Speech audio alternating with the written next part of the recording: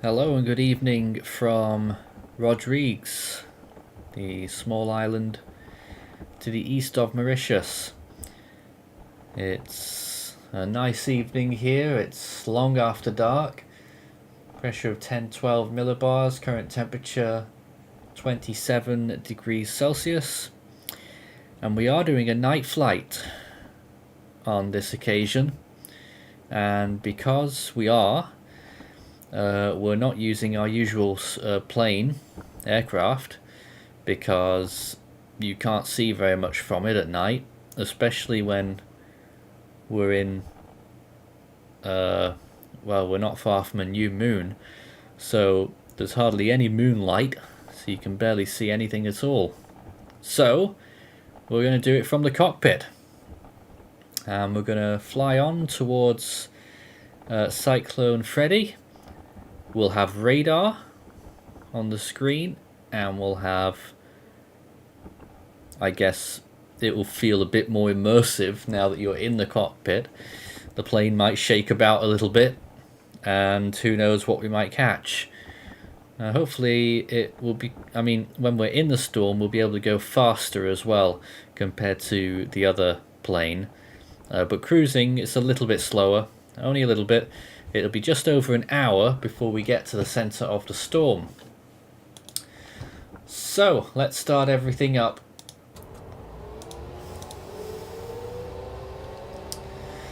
This is the Cessna Citation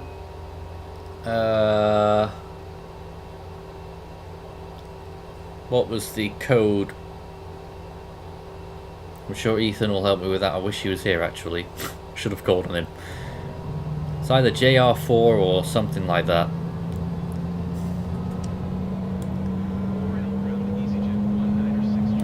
And you can see it started up. And we're just going to get the AI to push us back, because I don't actually know how to do that. And once we have pushed back, I will take the controls and then we will go on for takeoff. Look at this.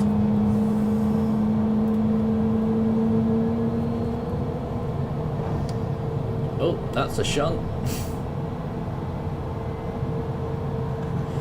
Now, annoyingly, I've tried to get the... Alright, that's enough. Right, so the thing is, the flight plan isn't showing up on my map. I hope it does at some point, but it says that we don't have a flight plan, so that's pretty annoying. And that means I don't actually know exactly which way to go. Although the navlog does show what vector I need to do, and that is a vector of 99 degrees to my first waypoint for 381 miles. And then to turn to 57 degrees into the storm, and then to 346 degrees after it. And we're going to land in Diego Garcia later on tonight. There we go, there's our lights. We can actually see outside now. Now, which way do we need to go?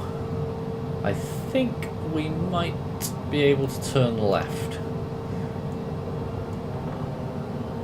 Is the parking brake on or not? Can't tell. Oh, it was.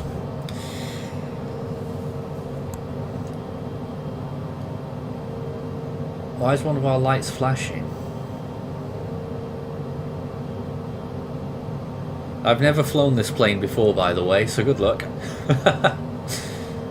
Okay, get it straight in front of me, why don't you? I don't know why one of our lights is flashing. It's a little bit confusing.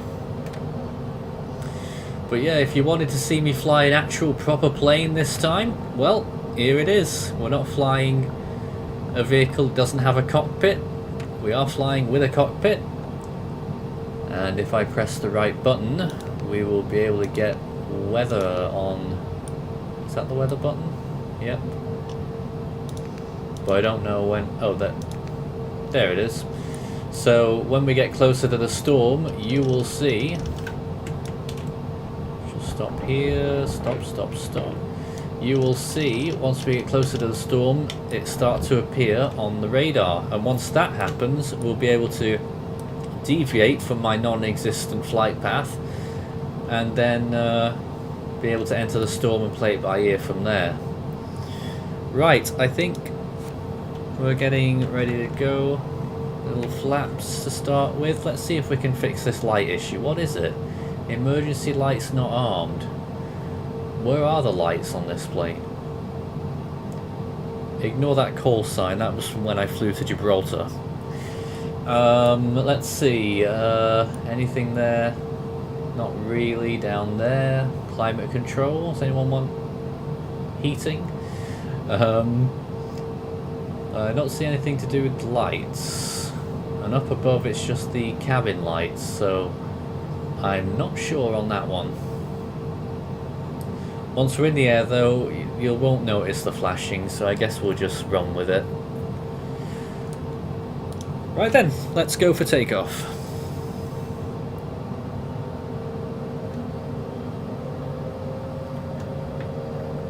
I'm not going to use all of the runway, I'm pretty confident we'll get up.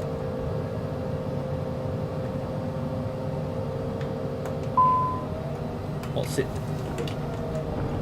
It was warning me about something. What does it say?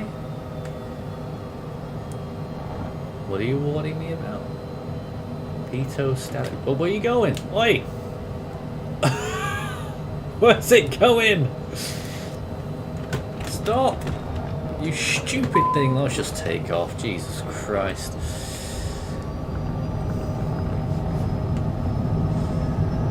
We landed here yesterday and we had to face 340 knot winds. Let's hope that doesn't happen this time. A glitch in the system.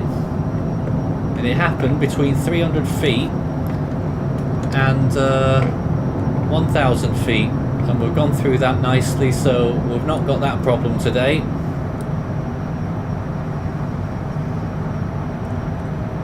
And up we go. Aim of the game is to get as high as we can, as quickly as we can, so that we make good headway. Make sure we turn to 99 degrees, which we're about to get to. In fact, there it is. 99. And I'll try and work the autopilot so that we can figure that out and get that locked in. Does it just work like that? Is it locked in now? Or is there an autopilot button?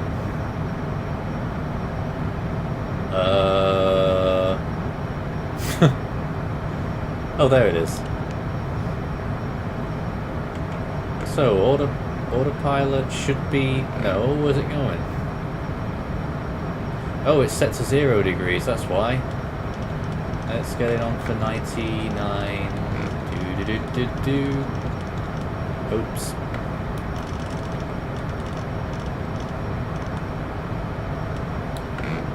Come on.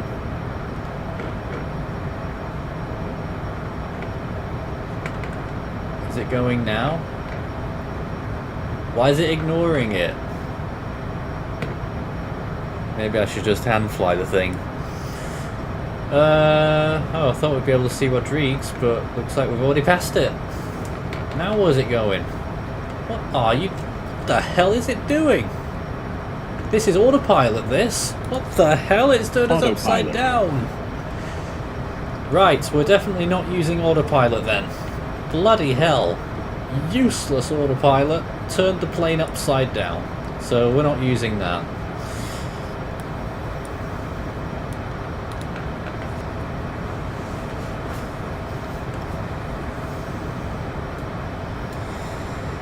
That means we'll have to hand flight the whole time, but at least it's more stable than the other plane, so it's not going to be as taxing on me. towards the end of yesterday's flight, 3.5 hours in. Oh, my arms.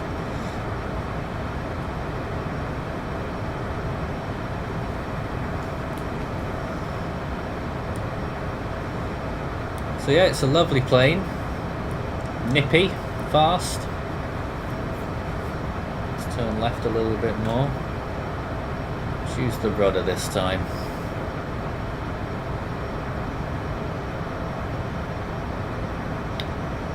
Feel free to have a sleep. Let's turn the lights down a bit. It's a nice light.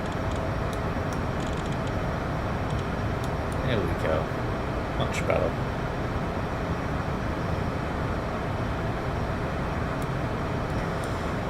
So we just keep our eye on the screens. We're slowly coming round back towards 99 degrees, heading as we continue eastwards. And we're doing that for 300 and something miles. It's not shown up the flight plan for me. Useless game.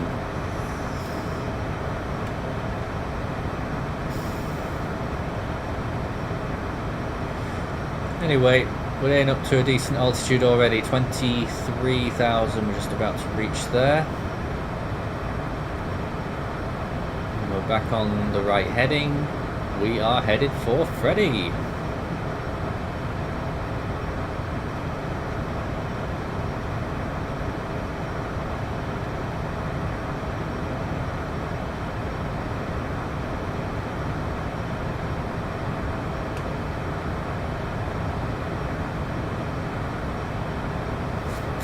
With this thing.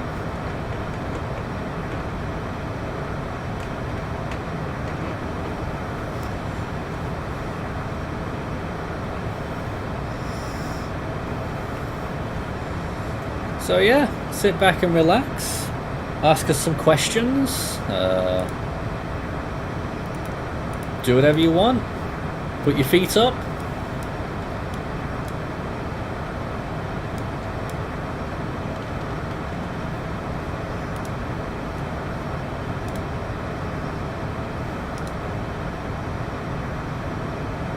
Which do I like more handling wise, my other plane or the Citation?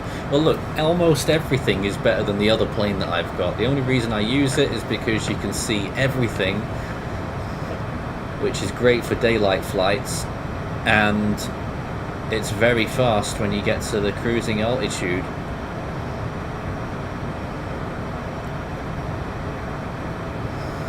But for handling, almost anything beats that. Yeah, you are now free to move around the cabin.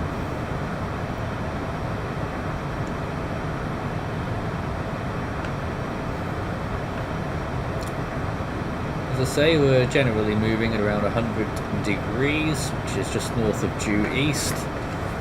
Lots of stars out there, but really not much else. You look out the window, it's just stars, and you can't see the sea at all. No moonshine.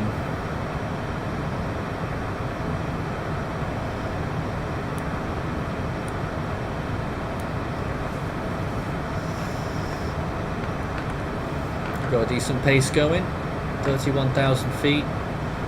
This particular plane, I believe, does a maximum of 45,000.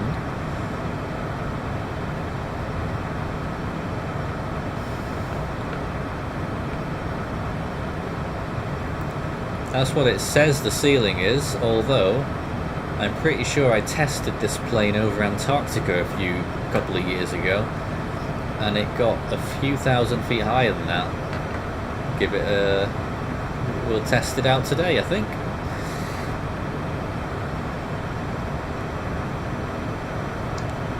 I mean, look, we're already headed towards overspeed threshold, so it's got plenty of speed. Thrust. Let's go a little bit further up.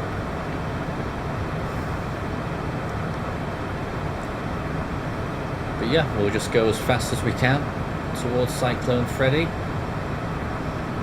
As I mentioned, when the time comes, you will start to see it appear on that radar scope at the bottom.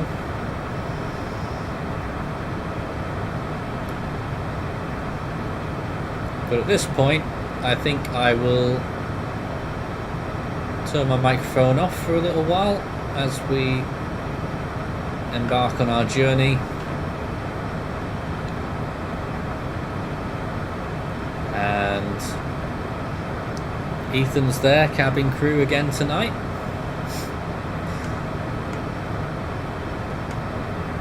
He'll be coming down with the trolley in a moment.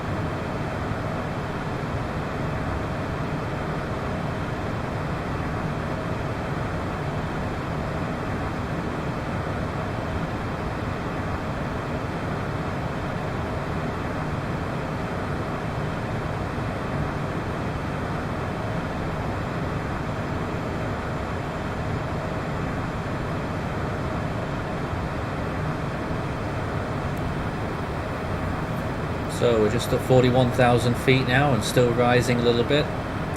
Don't forget, you can watch this live in 4K on the stream. Might give you a better view of the flight displays there.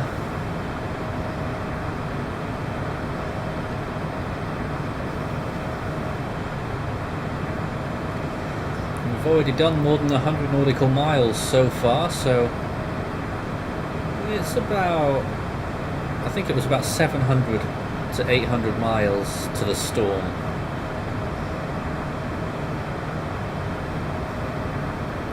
And every 100 miles gets quicker as we get higher here.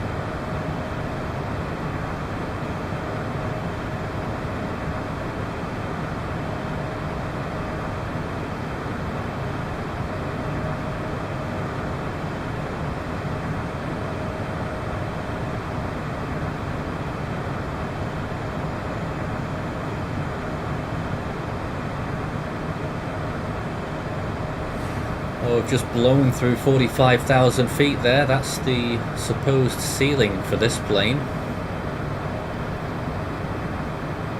But nah, it's capable of much higher than that. I'm pretty sure during trials in Antarctica I got it to 50,000.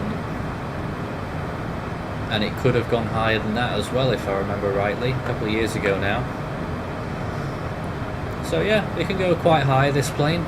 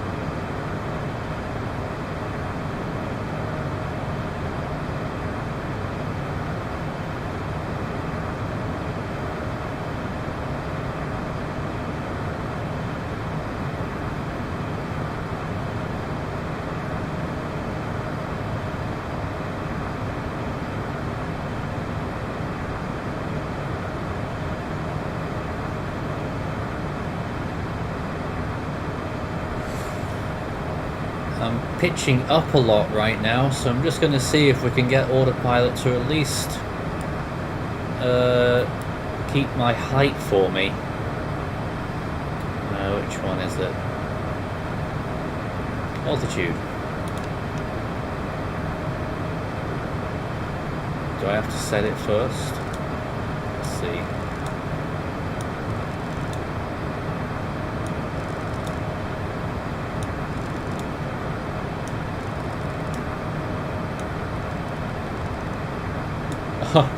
It maxes out at 45,000. We're actually above that. So that's no good to us either. Never mind then. Just having to keep myself pulling up quite a lot because it really wants to pitch down. And it's not because we're going slow either.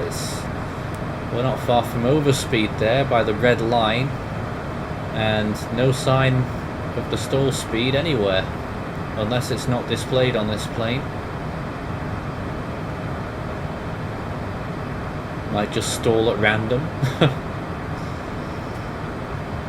I think I read that it could do Mach 0.92. We're currently doing 0.7 there. So we can definitely go faster. I'm just dropping there, the speed rising again.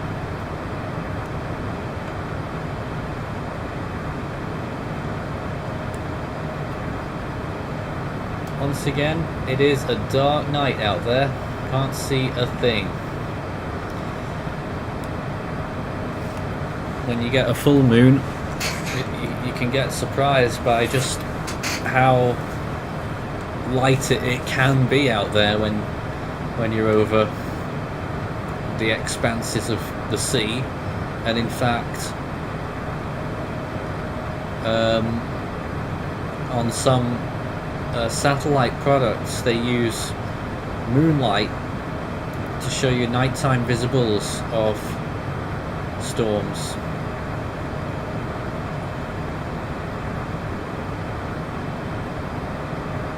But when the moon's near its new phase, which it is at the moment, just a small crescent right now, it's useless.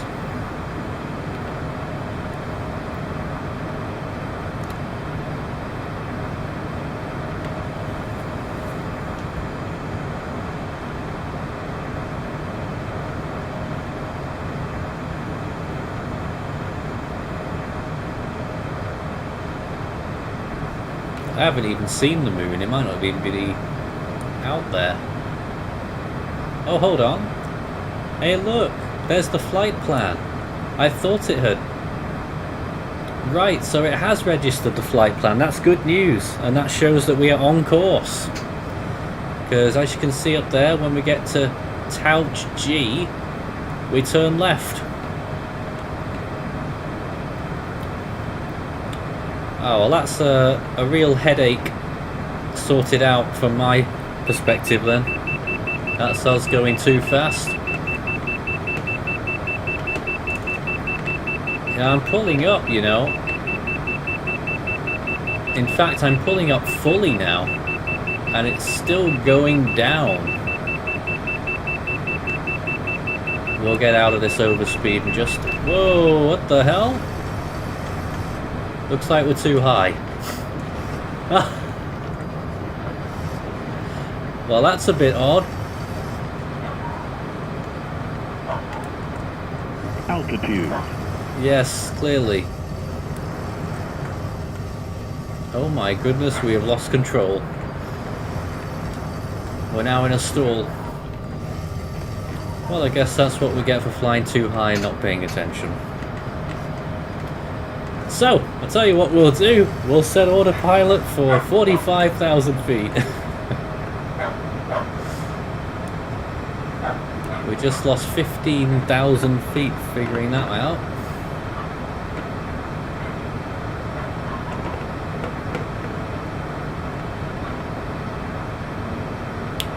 Right then, why is that flashing now? Let's get some vertical speed to get up there. Where's the vertical speed display? Oh, there it is. Will it fly on its own now then? Please tell me it will fly on its own. It's doing my arm in. Autopilot on.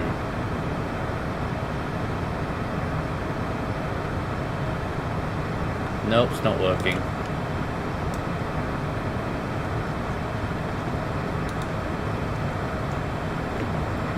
Why do I never manage to get the autopilot working on these things? Anyway, we need to turn right.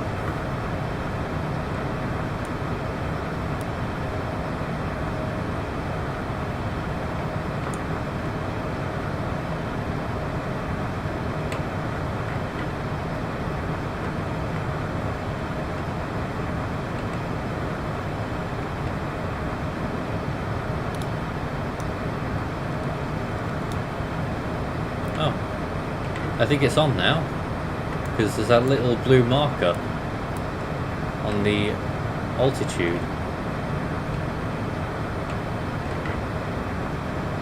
Is it working? I've let go of the controls and it's going straight down. Yeah, right. Clearly not working then, is it?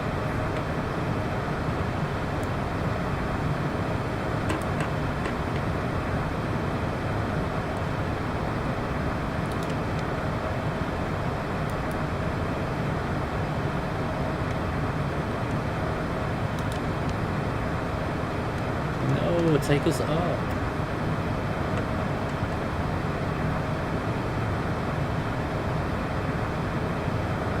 This is useless.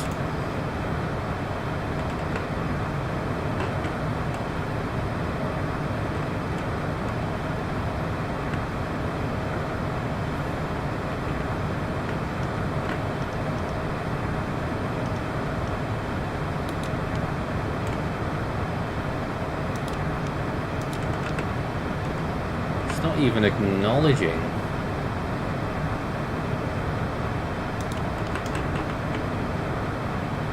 Is it on now? Is it L? Nope, I don't know how to work that at all. It's not working anyway.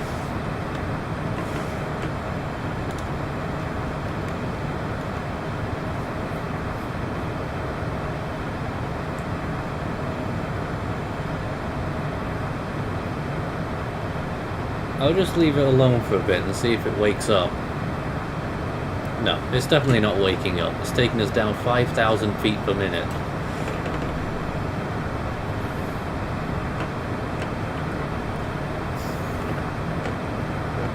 Morons, whoever designed this.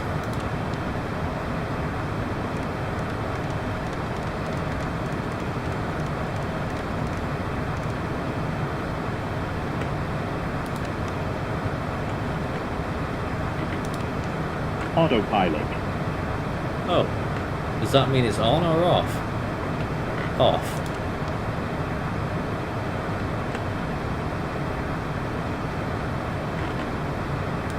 Ethan, help!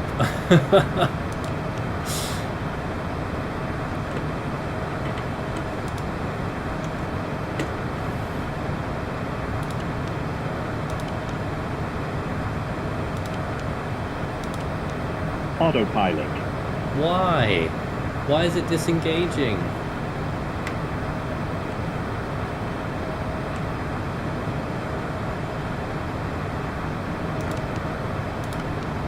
Autopilot. What does that do? I'm just pressing buttons now.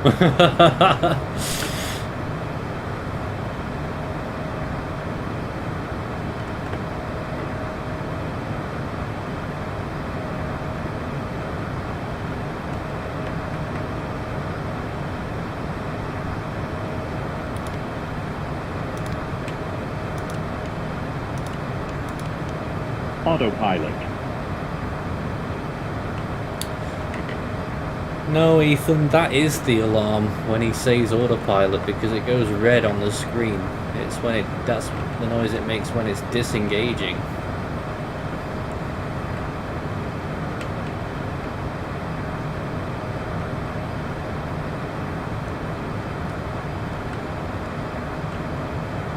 Altitude. Altitude? What about it?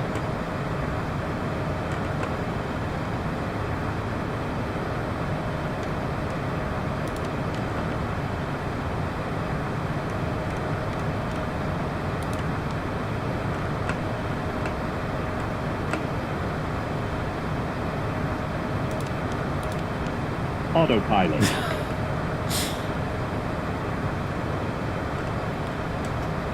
I will figure this out at some stage. What does that do? It's clearly not working.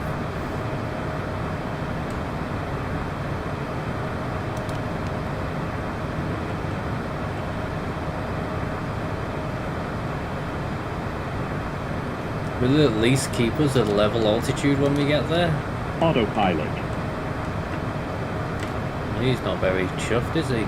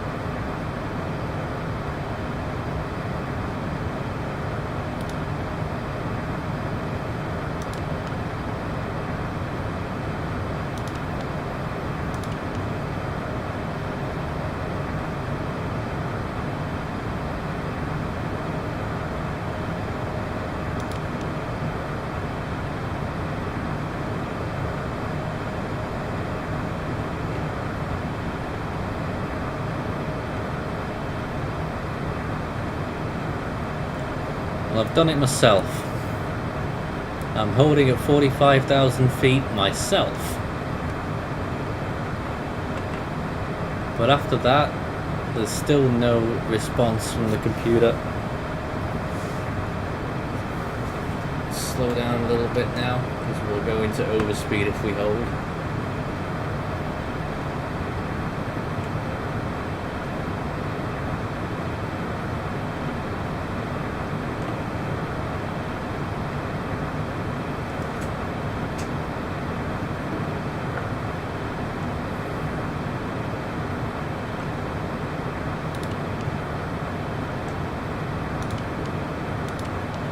Autopilot.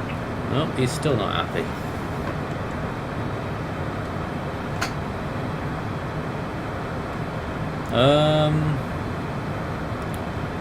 This doesn't have auto throttle either, I don't think. What do those do? Nope. Just want to make sure I've not missed anything on these dials.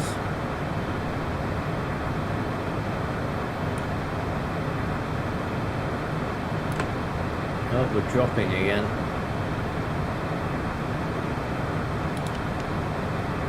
Once you figure it out once, you'll remember then, won't you?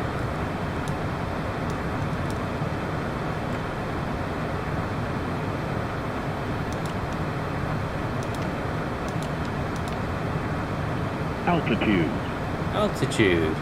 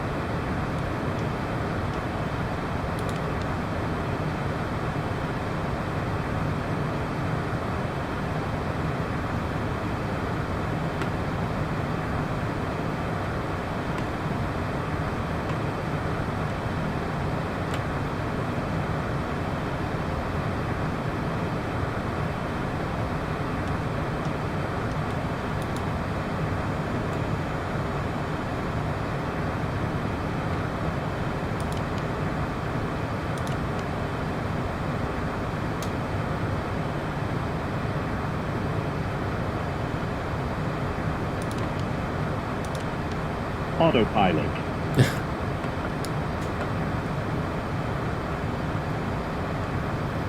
Nope, horribly confused.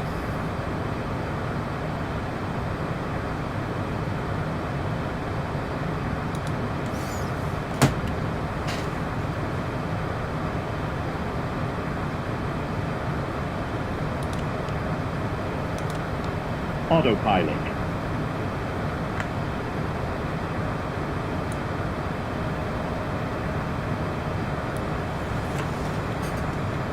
We'll just have to keep hand flying it.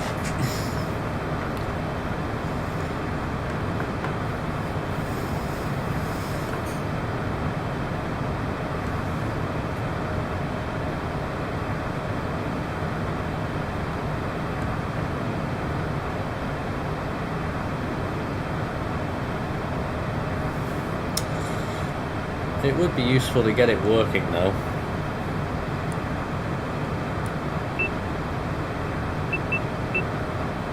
So it's just about to overspeed. Again. It's so frustrating. Why won't it work? There's the flight director responding. But also the flight director wants it to pitch down, clearly. So what gives? Well, that's because we're over the altitude, that'll be why. So what happens to the flight director when we go below 45,000? It should tell me to go back up.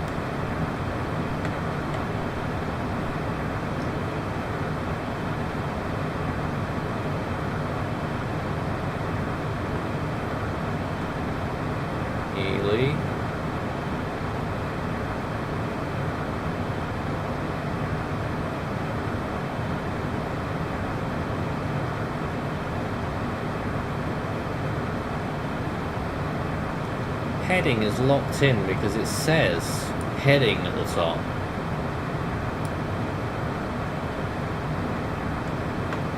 Oh look, flight director wants me to go up now. Does it? Not fully. Only a little bit. Let's just... But I know exactly what will happen if I let go of the controls. It will go into a nosedive. Here we go, 3, 2, 1. And it doesn't recover. Off it goes, 4,000, 5,000, 6,000, 7,000, 8,000, 9,000, 10,000 feet per minute. It's still going 20 degrees down. It's useless. It clearly doesn't work.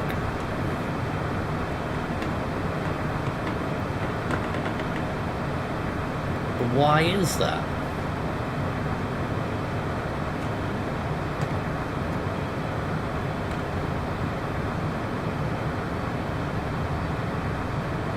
It just has a temperament of always wanting to pitch down. What does that do? Oh, that's the speed. Right then, well that's good. At least the speed is under control.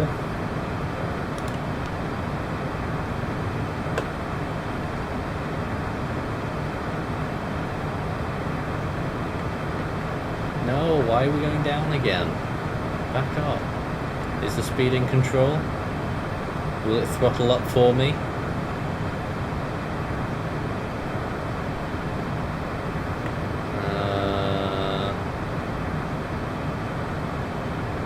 Hard to tell.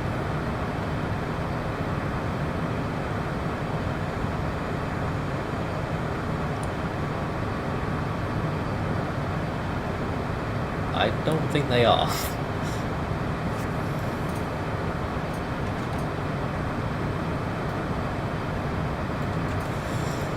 No, that ain't working either. We need a plane specialist in here.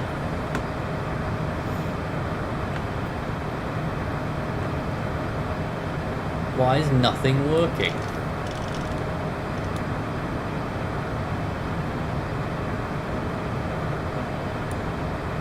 What do the other controls do at the top there? Pilot reversion.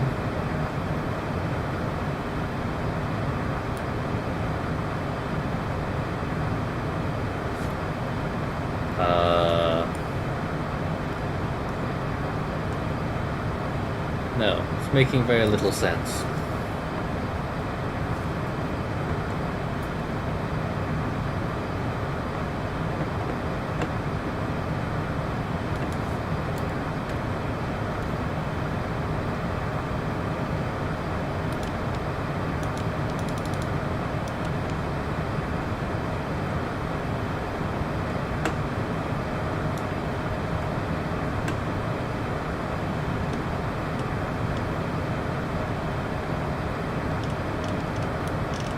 What's that doing?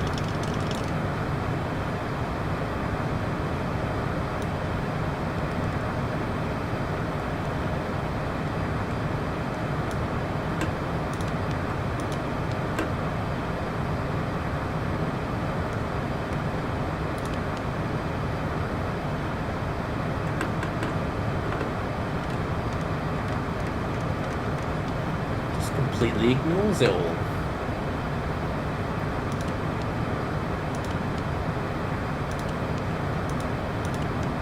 Autopilot. Oh, I don't know. Useless technology. I've given up now.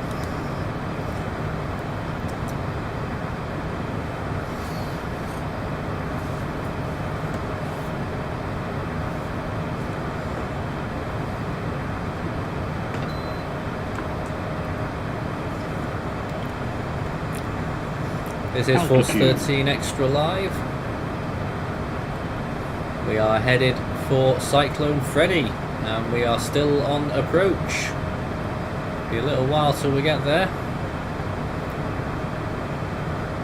We've been in the air probably for about 40 minutes, and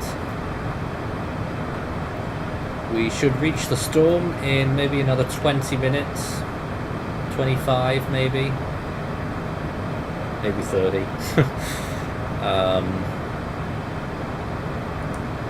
Will you see much of it? I don't know. I doubt you'll see much visually, but it will appear on the radar. Let me just double check whether that's all turned on.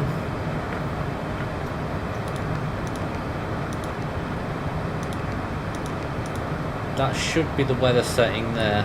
There's just nothing on the radar yet.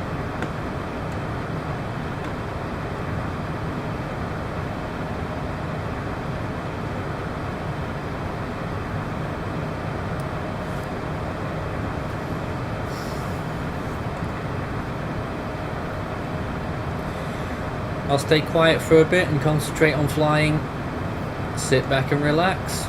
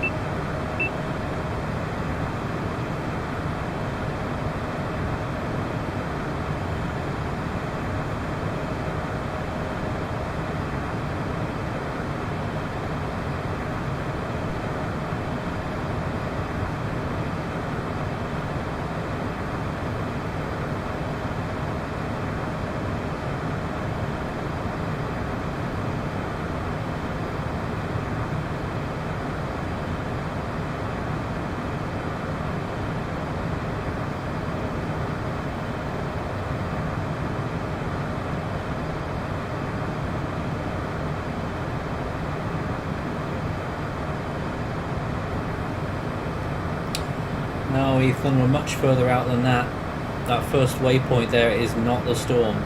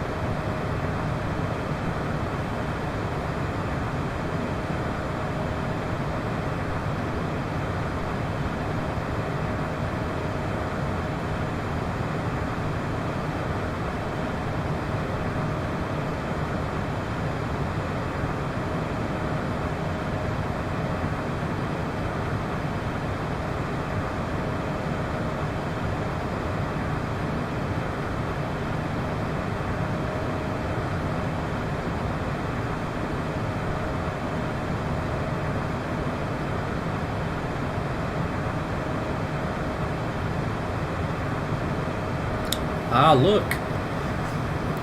The first green on the weather radar.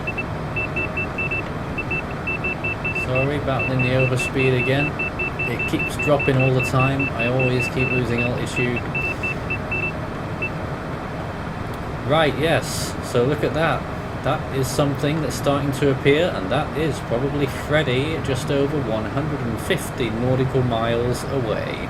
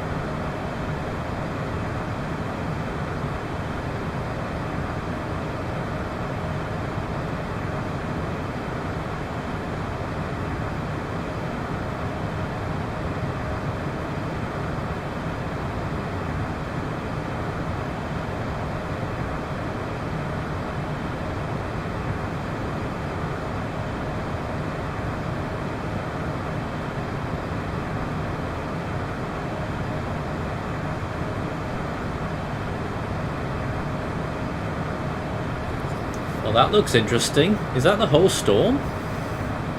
Surely not. It's got to be bigger than that, surely. We'll keep watching.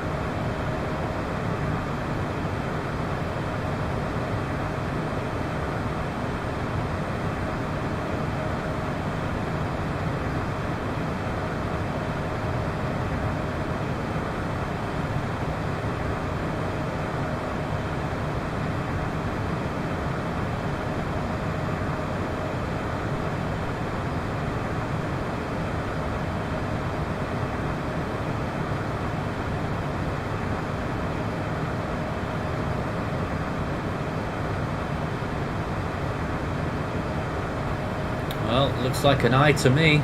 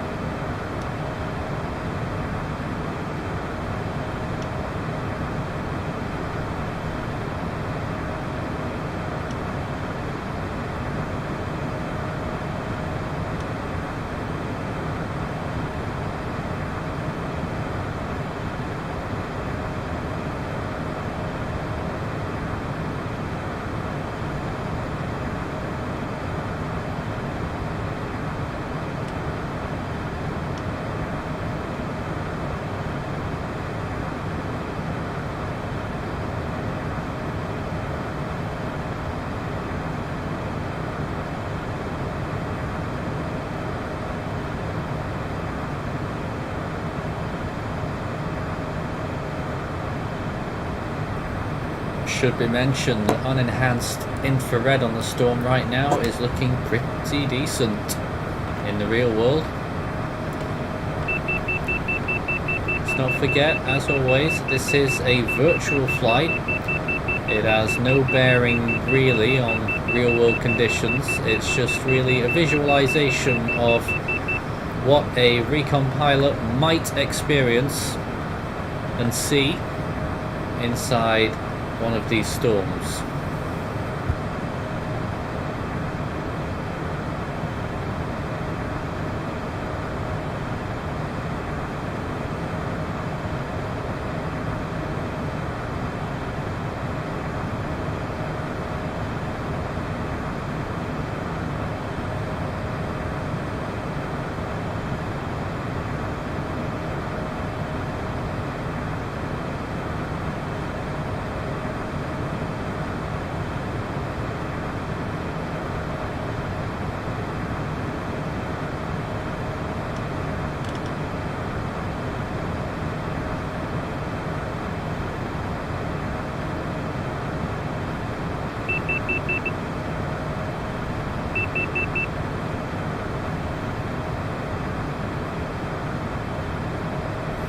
I do think that is the whole storm there.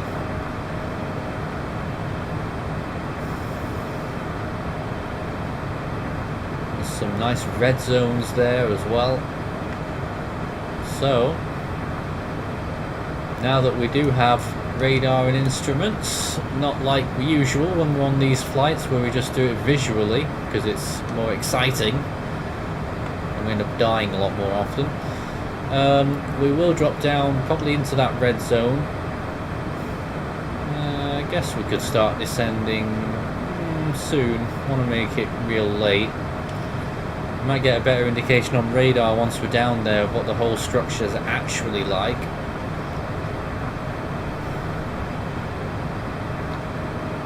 Interesting to look at there. It's a bit of a mess, but that might just be up here.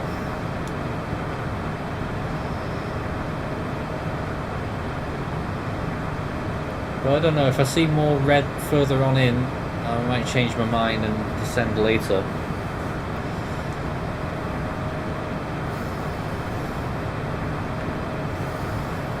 Now then.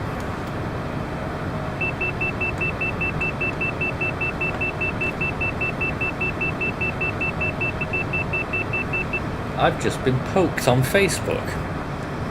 I didn't think that happened anymore.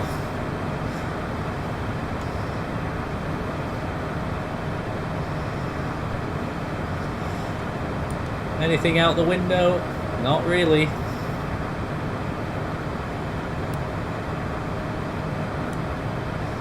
And as you can see, we are at 54,000 feet, which is well above what the plane is designed for.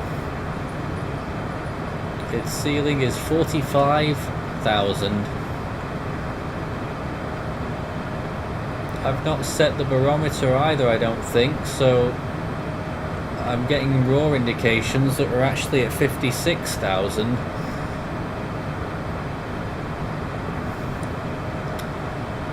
Big question, do we descend now or later?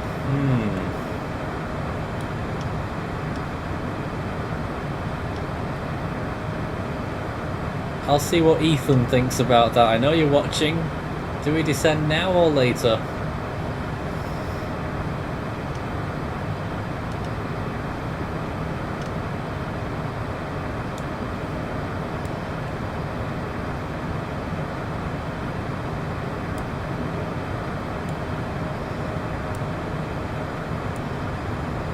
Let's turn the lights off. Just to see if we can see outside at all. Oh god, what have we done? Need to right that quickly. We're going to lose control here. Come on, hold it on. I banked too hard and that caused some real problems. Oh dear. We're nosedive now. And I can't help it. There we go, we're coming out of it now. Plane's not very happy.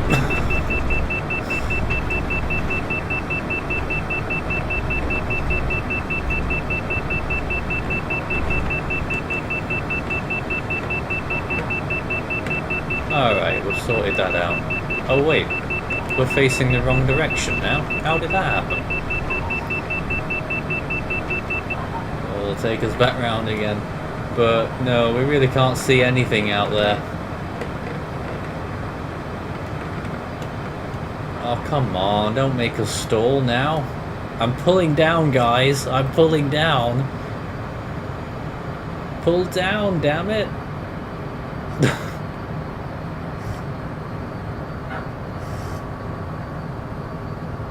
Come on. This can't be good. I am pulling down with all my might here, and now I have stopped.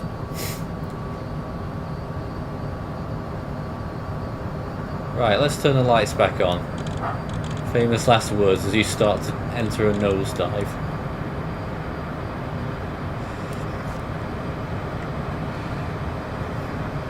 We'll put throttle down to half, and maybe it'll be a gradual descent.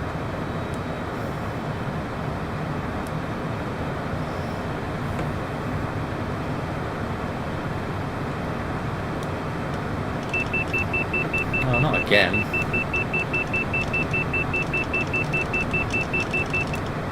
I'm still struggling to figure out Which part is the centre of this storm? Look. It's got to be that one further on, surely.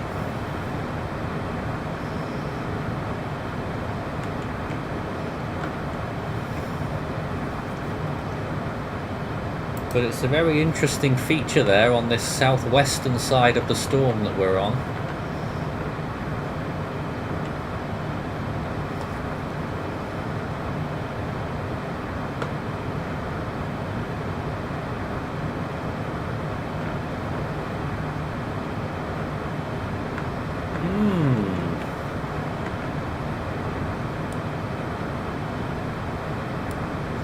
But we'll make a beeline for that red zone. We'll see what winds we get at flight level. Look at that juicy looking red zone there. Oh, shut up. I guess we can change our text bit now to say that we're actually in Freddy.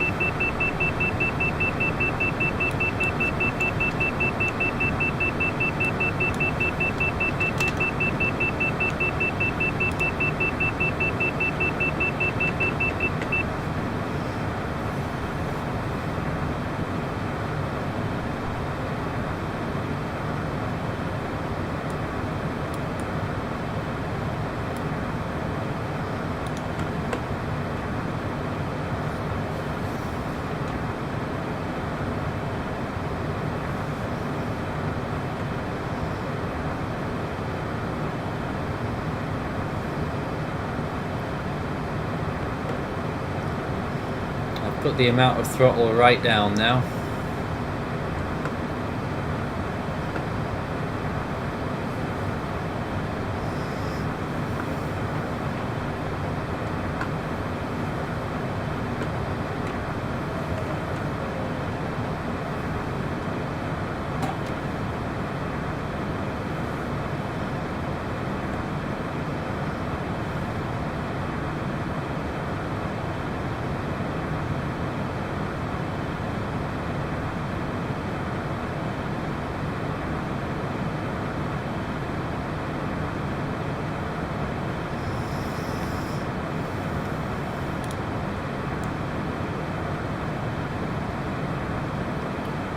Can't see anything out there.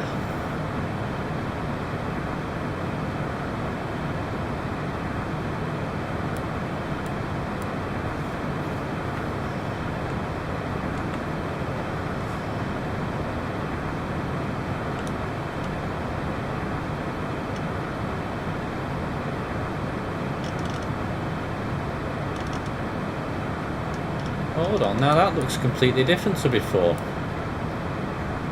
That once again looks like this initial part is the eye.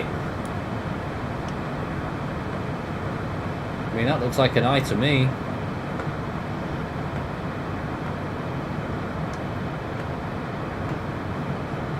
Hmm. 50 miles away from what might be the eye wall.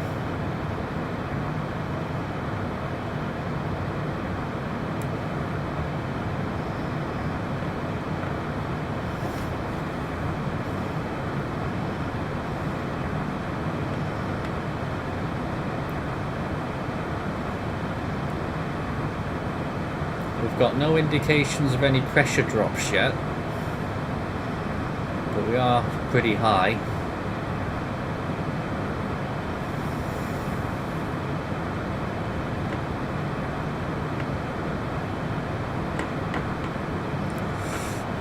And at last I can let go of the joystick.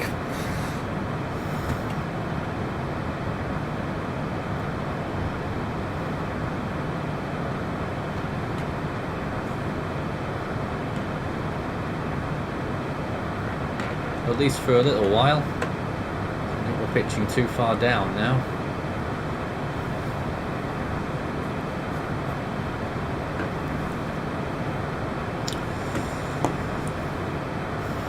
Keep studying this radar image time and again.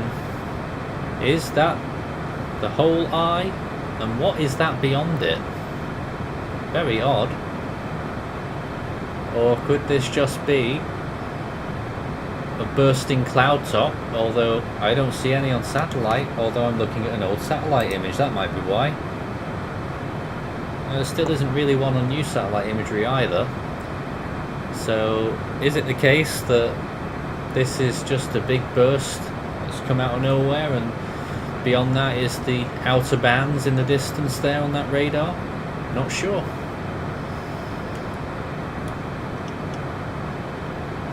And I am actually starting to get first indications of pressure drop. So time will tell. Big problem with this flight simulator. The only thing that it doesn't have: coordinates. No sign of coordinates anywhere. And that's kind of useful, to have coordinates.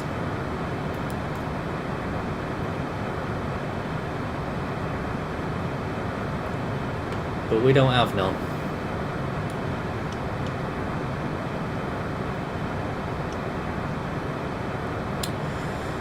Alright, we're about to enter something interesting either way.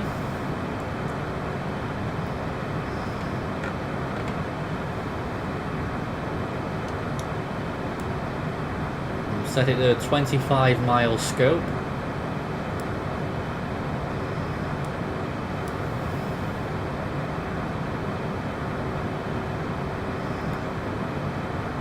At this speed, we'll probably cover 25 miles every 6 minutes or so.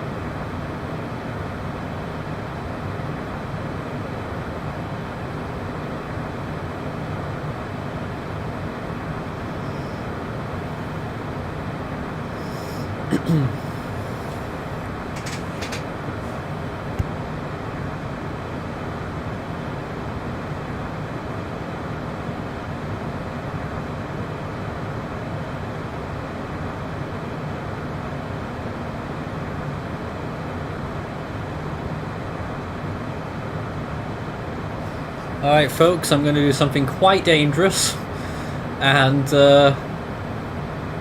go to the bathroom for a moment and hope to God that this plane doesn't completely turn on its back in the time that I'm gone. Good luck.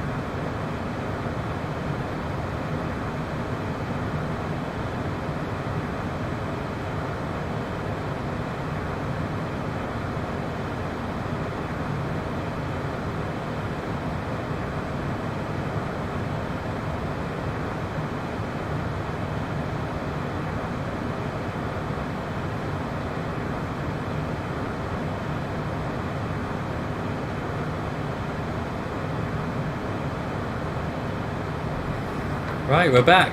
Well, we've gone off course a bit, but at least the plane didn't crash. Turning left again.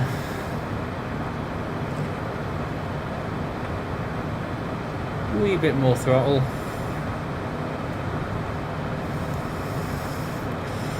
Now that we're much lower in this atmosphere, let's see if there's a clearer view on what's going on. Well, it certainly looks like the eye of the storm to me.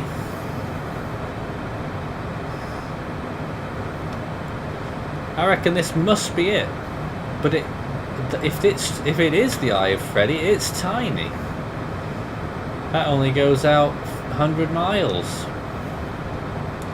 Oh, come on, you awkward plane, turn right.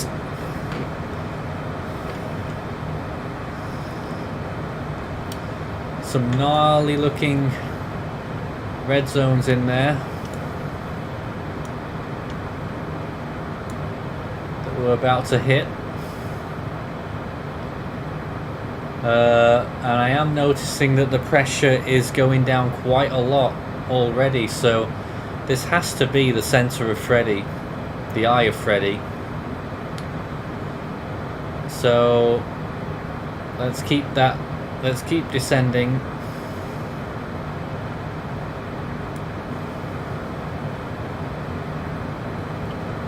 Quite scary that we can't see what's out there at all.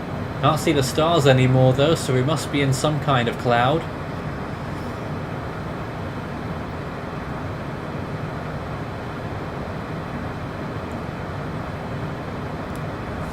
So we are relying on instruments a lot.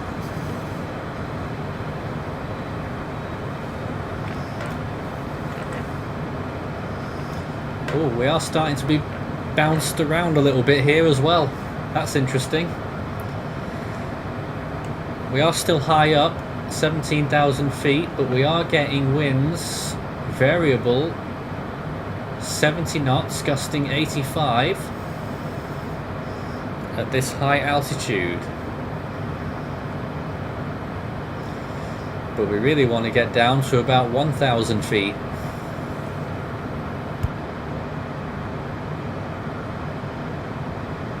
Oh, my lights are on, Ethan. I don't think I ever turned them off. We're probably not in a cloud. I think it's just that clouds are obscuring the stars. But we're not yet in clouds.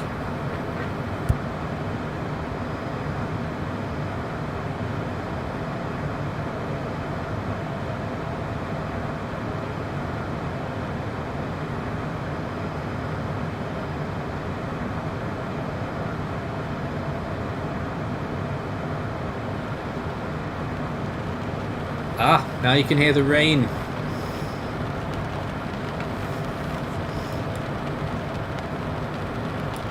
And you can see it streaming off the left-hand side of the windscreen.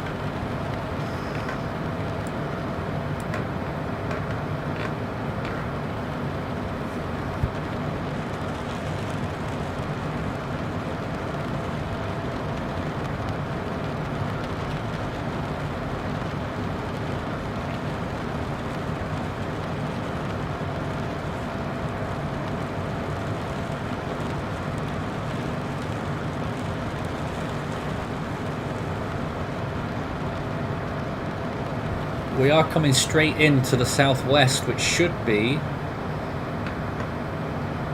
might be the strongest part of the storm. Maybe it might be the northwest, but certainly one of the stronger sides of the storm it should be. And big red zones there that we haven't fully entered yet. We're getting wind gusts of 87 knots. We're still at 12,000 feet though.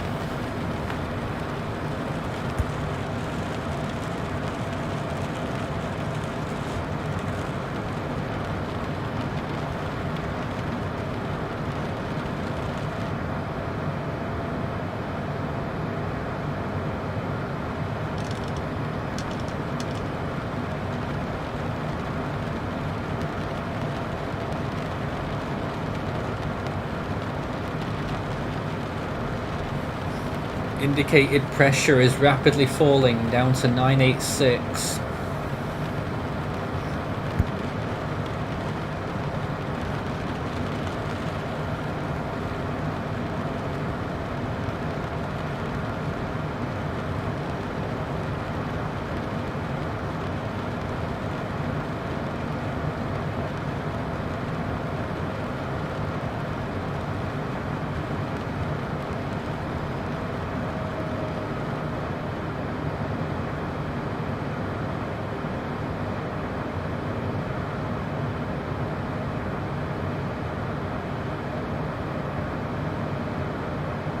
Any minute now, we're about to hit that red zone. Good and proper. We'll be hit with a torrent of rainfall, I expect. At the moment, winds are 61 knots, gusting 81.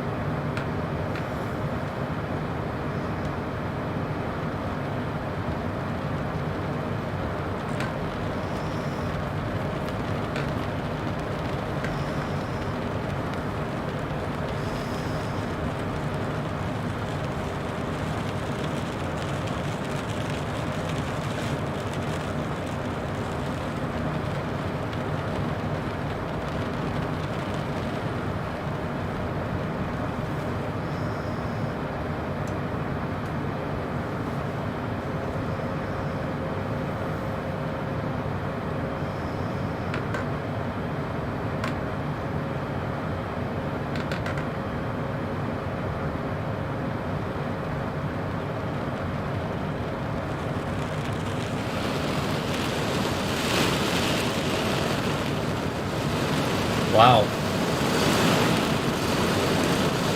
Well, there it is.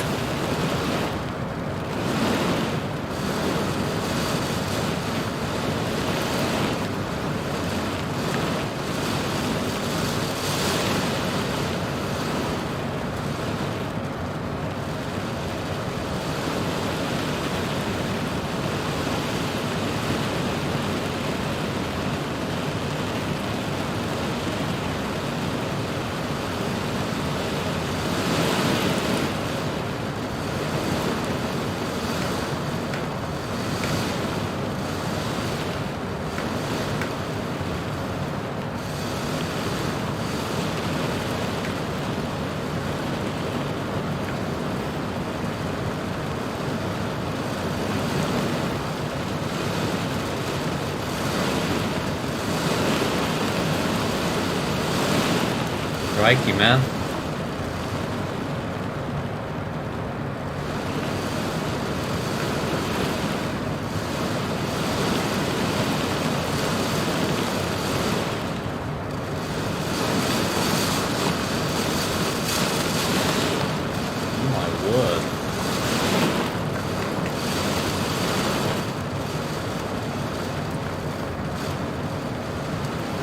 Well, I guess this is what a red zone sounds like.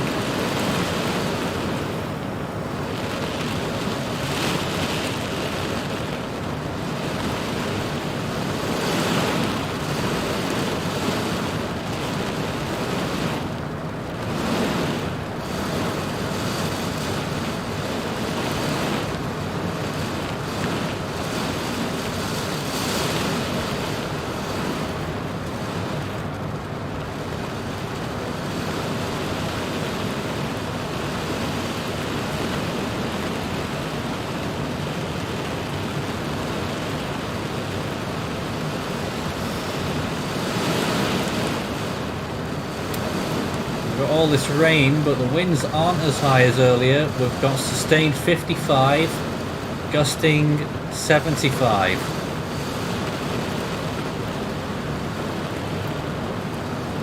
We're at 2,000 feet now, and soon we'll enter the eye and we'll get a pressure fix, and then we'll try and ascertain which part of the eye wall is the worst, and then we'll go straight into that about 1,000 feet.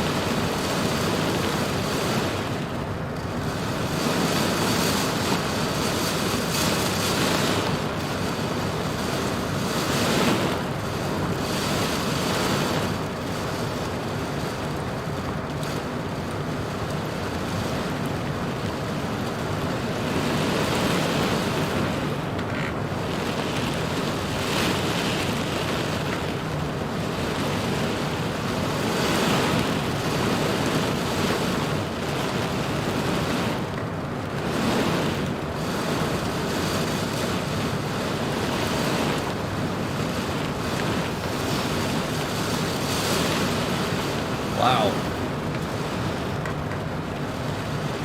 Bumpy as well.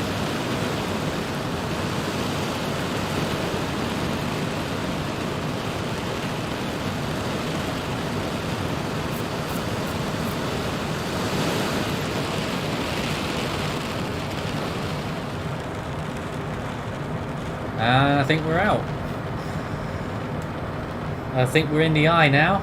Yes, I can see stars. Fantastic. So, we are in the eye of Freddy. Now it's time to see what the pressure goes down to. We're already at 978. And we're still getting in closer towards the eye. 1,000 feet.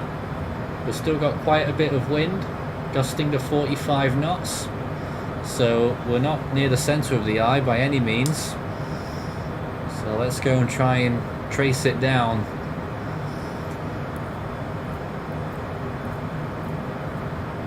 As a recon pilot, how do you ascertain where the center of a storm is? You follow the winds. You've got to watch your instruments the whole time to see where the winds are blowing from and at what speed.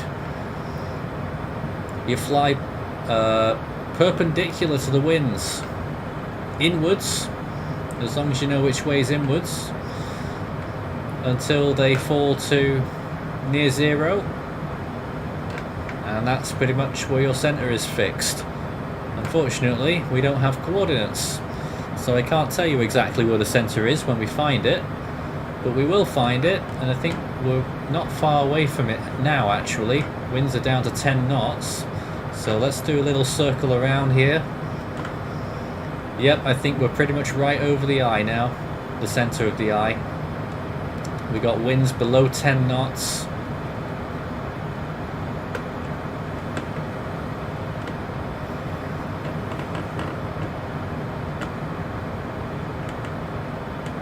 We're at 977. We're going to loop around again and go to the east, southeast. We might get it 1 or 2 millibars lower, but I think we're looking at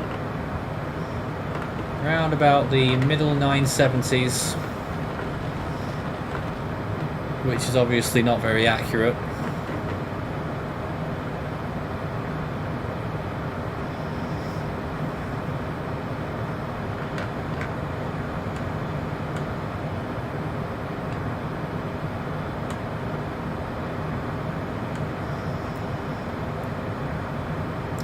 I can tell that the center is to the south of us right now, so we're going to go right round. We go south,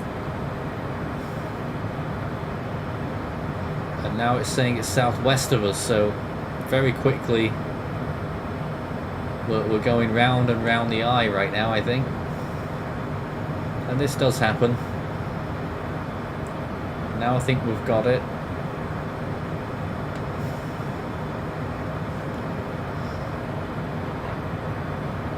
Should be dead ahead now. Not that you would see it, the center of the eye. There's no flagpole that says the center of the eye. Even in daylight you wouldn't be able to see it. Oh god, what have I done? Right, sort it out. Yep, we've got winds down to 4 knots here, pressure 976, winds down to 2 knots, 3 knots. So this is absolutely the center of the eye. Pressure 976, temperature 23.5. Now then, let's scope the eye wall and see which side looks the most interesting. We'll do another circle round so we can have a look at the radar and see what's round here. So you got some reds there. Is that the way we came in? Possibly. That's looking southeast there. That's not where we came in. Now eastwards. Not much going on there. Let's look northeast. There's a little bit of red there. I think we probably hit the storm when we came in near the most intense region. North, there's hardly anything north. And then we're coming round to west. Oh, look at that. West-northwest, big area of red. And then that other one, I think that's the one we came in on.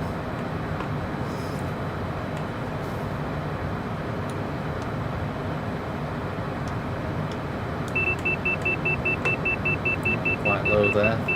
So you can quite clearly see the areas that we need to investigate. So let's go into that red zone again, and we'll try and keep it a low altitude, less than 1,000 feet. And see what winds we get. So first we're going to probably go for just a straight down the line in the middle of that red zone, and then we'll turn right at the end of it there, and then come back into the other red zone on the right hand side, which is just off the radar. We need to pull up there on that far right hand side. That's where we'll go into afterwards. But for the time being, we'll go straight back into this red zone that we came in on, and then turn back round and enter the eye again later. But yeah, we got a pressure of 976. Now let's just try and find a steady speed that we can come in on and maintain altitude.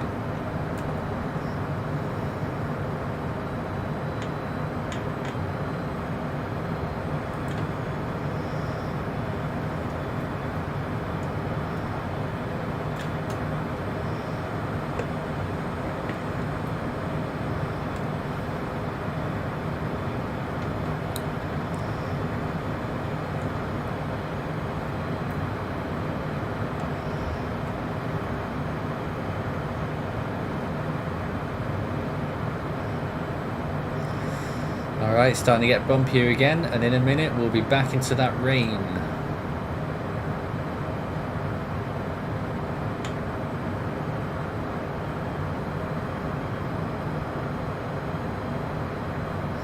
It's already getting shaky again. We've got wind gusts to 51 knots.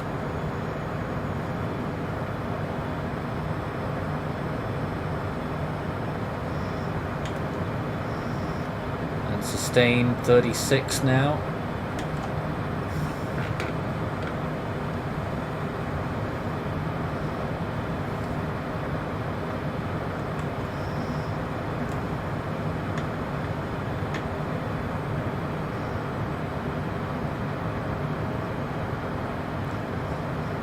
And now 40 knots sustained.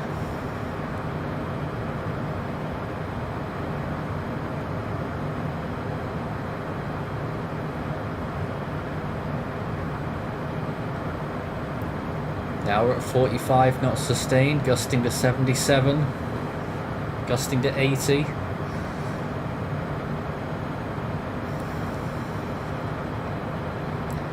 Just had a gust of 86 there. So very, very windy in here.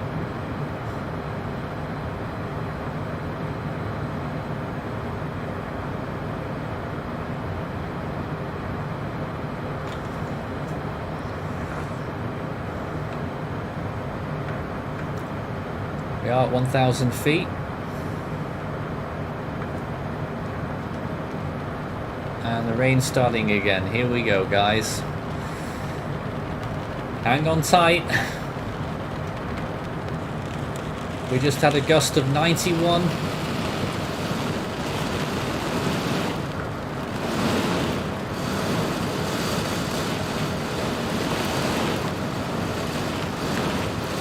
Sustained 51.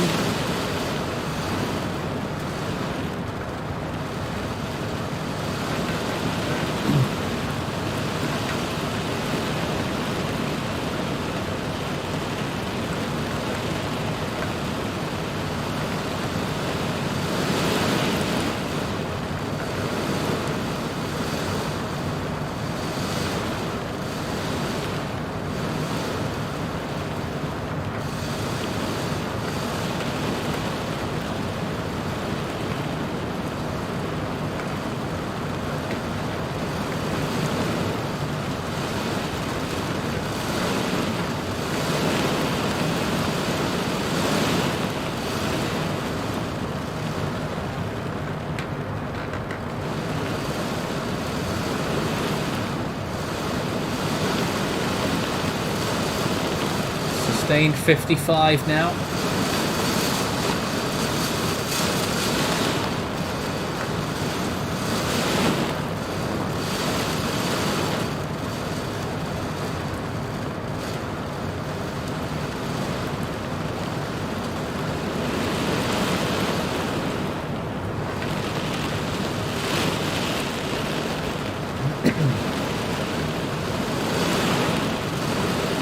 Sustained 61 now.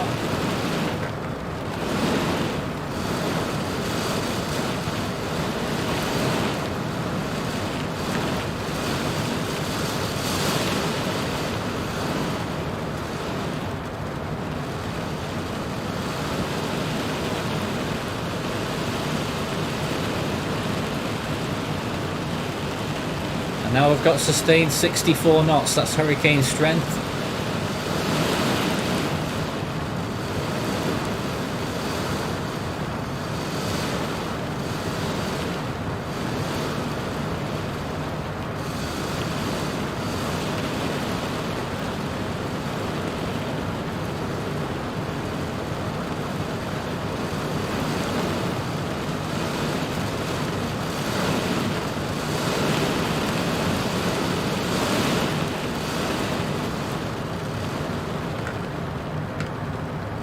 Now we've got gusts of sustained winds of 69.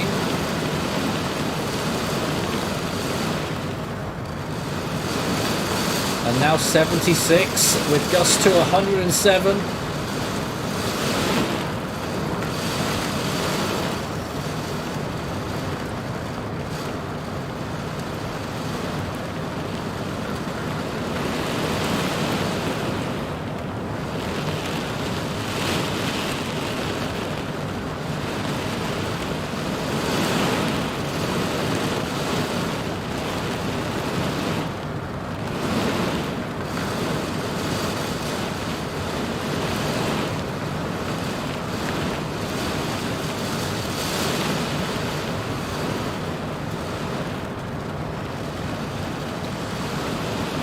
Certainly an advantage of this plane to the other one that I fly is that it can go twice the speed in the eye wall.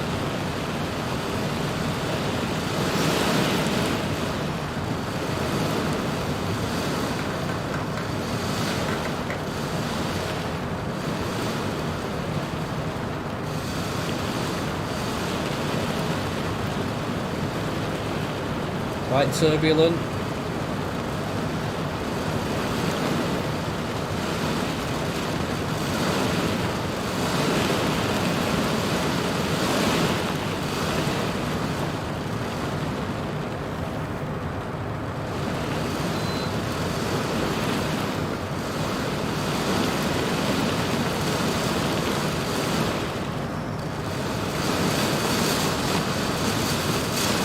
Still getting sustained winds in the 70s and gusts to the 90s, but we had a gust earlier of 107. Our maximum sustained wind so far, 76 knots.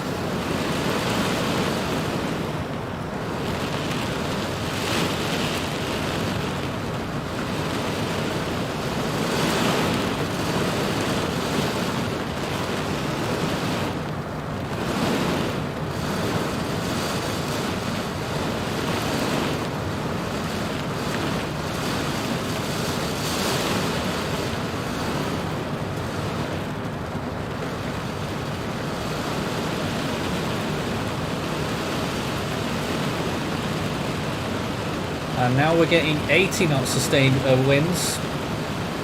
Yep, 81. More strong gusts again, 104 just there.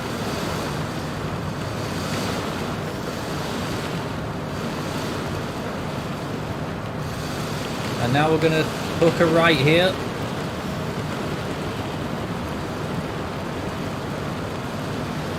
So right now we are west-southwest of the storm's eye.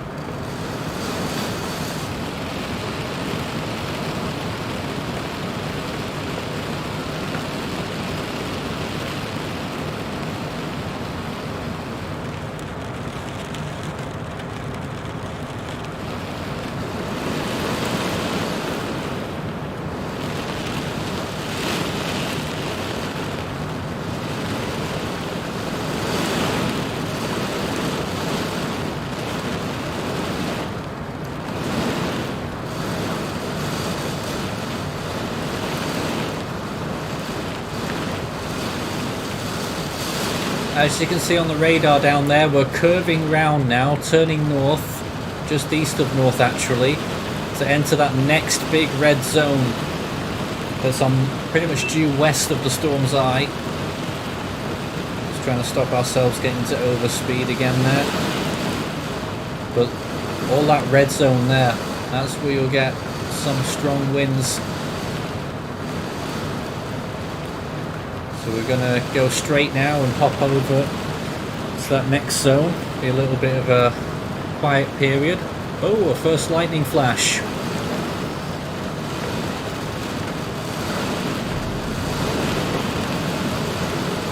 You might have heard the thunder there as well. And another.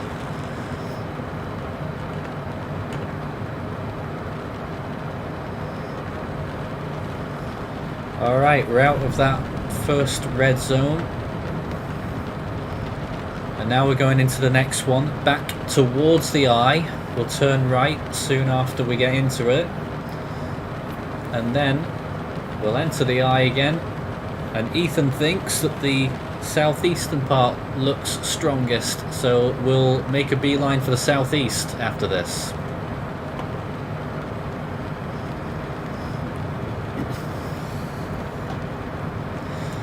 So just to remind you, so far our maximum sustained winds recorded 81 knots and the maximum gust 107. We're still getting sustained winds of 76 even though we're not in any red zones. So I'll keep watching that closely. Pressure at this location 990. The pressure that we managed to get in the eye, center of the eye, was 976.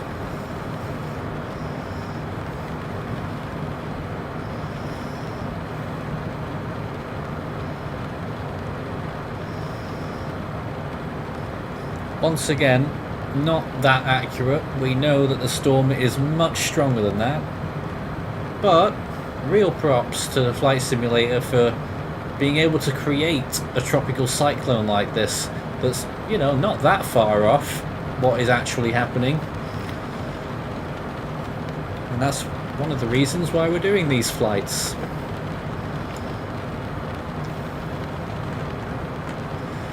Alright, we're about to enter our next red zone here.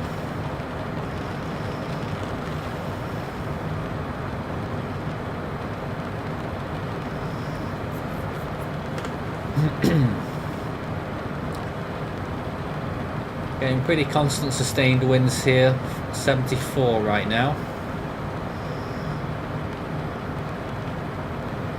We're now doing just a really light, lazy right-hand turn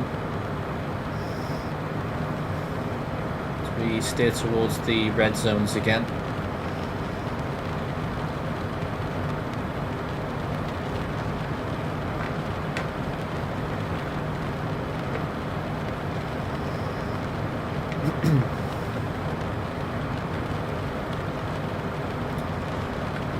Alright, here comes part 2. As Ethan just said, secure all equipment. It's going to hit us hard any time now.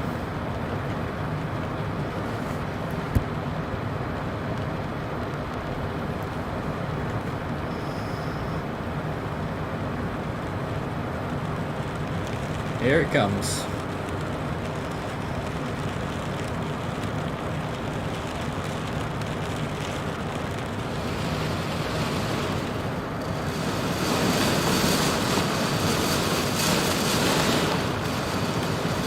At the moment it's not as bumpy because we're flying with it right now, but as we gradually turn to the right it will get a bit bumpier as it gets more towards a crosswind.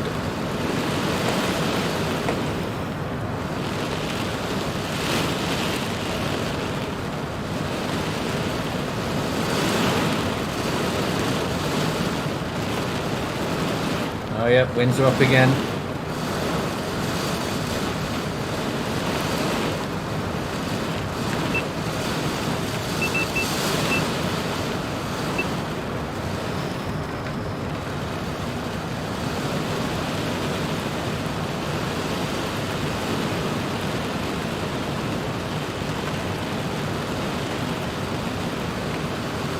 there was a little period there where we got gusts into the 90s, but generally we're still staying about 70 something knots sustained.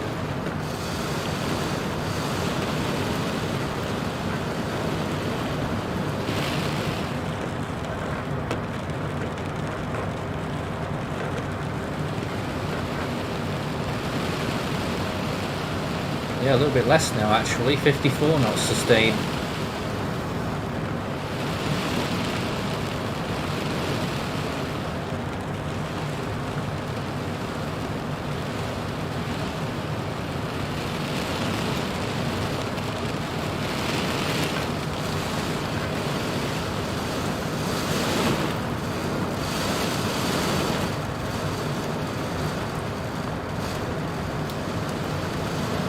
Despite the rain there, we are getting lower wind speeds, so not as exciting here. We're only getting 30 knots sustained now.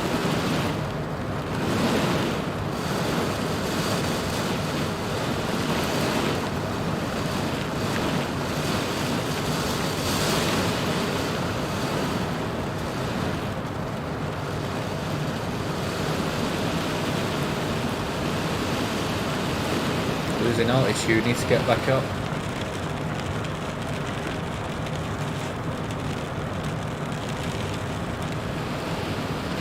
Oh, we're getting some higher gusts again here, up to 85 knots, and just had a 94 knot gust. We got sustained here of 64 again.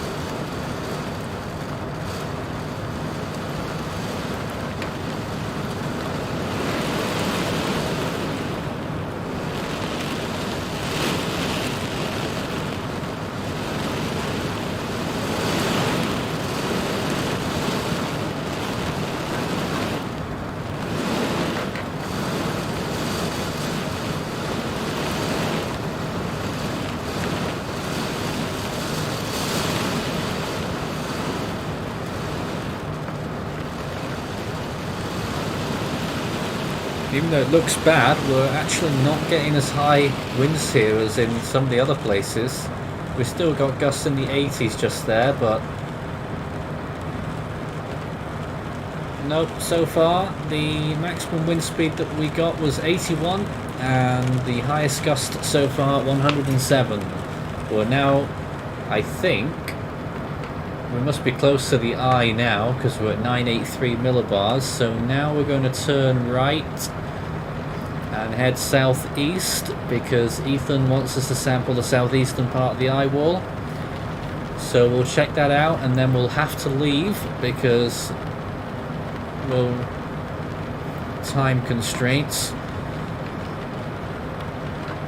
We are back in the eye now, I think, or nearly.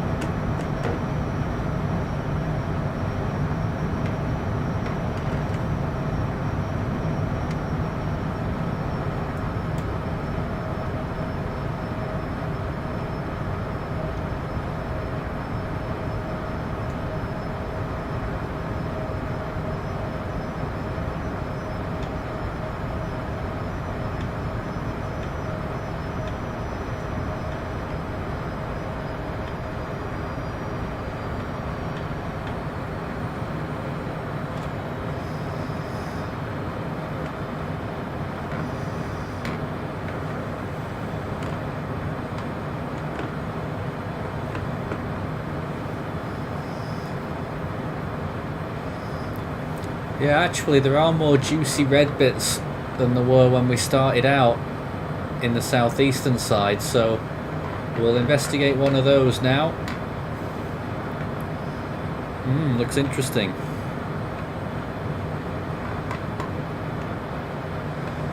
And after that we will leave the storm and cruise home, well, if you want to call it home, back to Diego Garcia.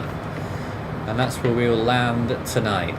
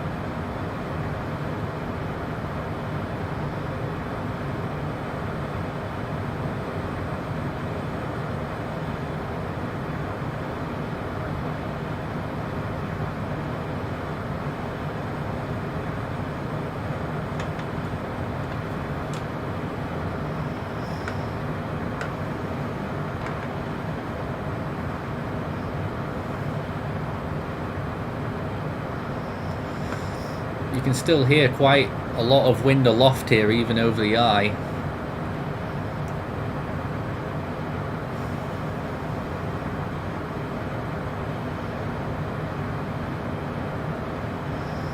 And even if you're unfamiliar with how it sounds, you can tell just looking at the airspeed indicator how it's jigging up and down, affected by the winds.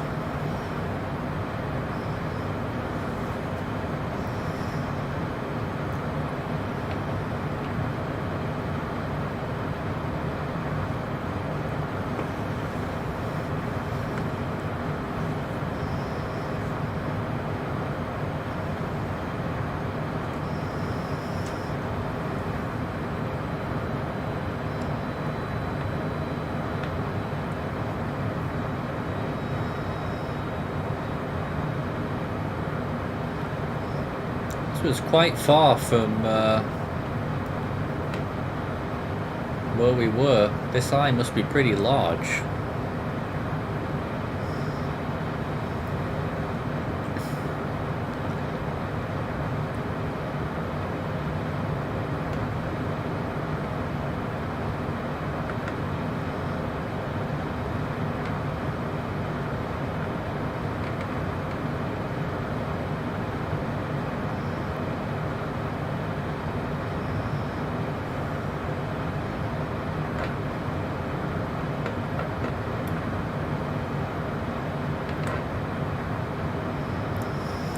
So the Force 13 main channel will probably be doing more updates on Freddy later this evening, and certainly tomorrow.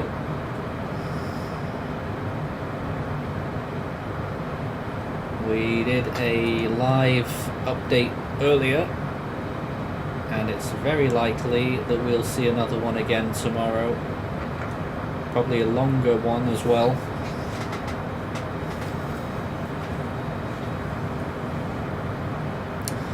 Subscribe to the channels to stay up to date with all that.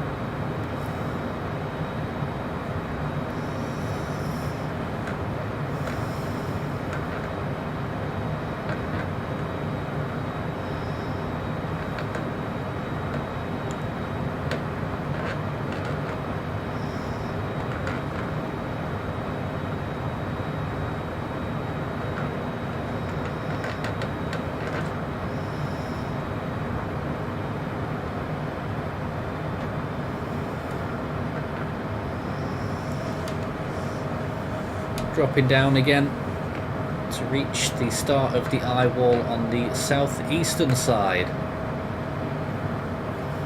Headed straight for this red zone there that you can see. And then we might sweep round the eastern side on our way out of the storm. We'll see.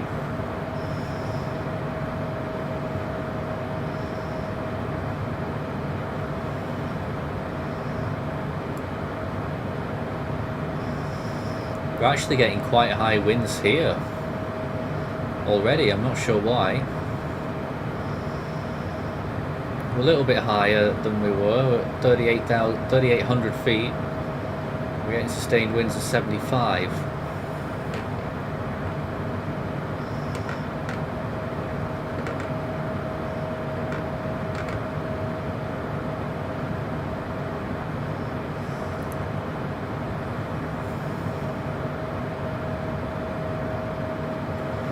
So, questions. How strong do we think Freddy is right now?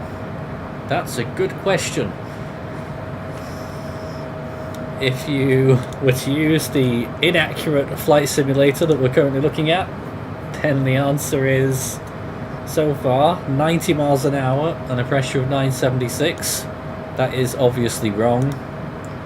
Let's just have a little look at satellite imagery. You won't be able to see this, but I'm just taking a look on my monitor. And it's looking good. At least 150 and possibly more. I would have to give it a more thorough look at, but at least 150, and I had it 145 earlier on my estimate. So certainly stronger than before.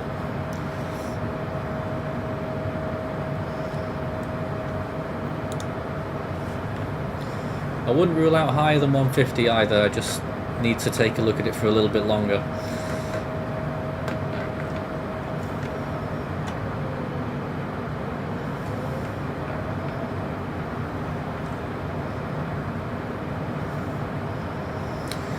Alright, we're not far from entering our next big area of disturbed weather.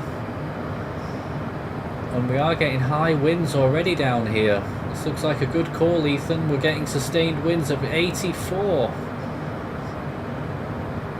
84 knots. Even higher now, 88.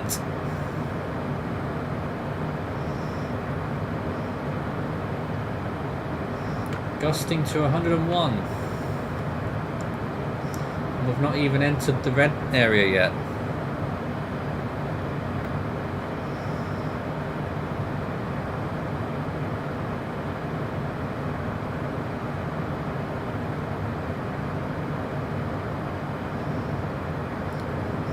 We're now 90 knots sustained winds.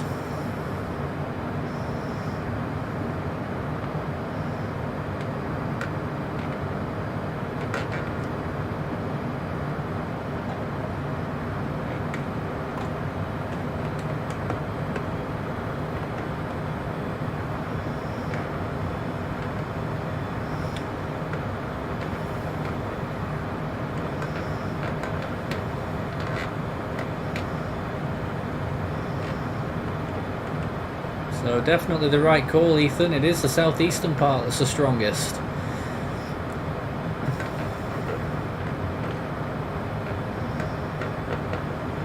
Just got a gust of 105.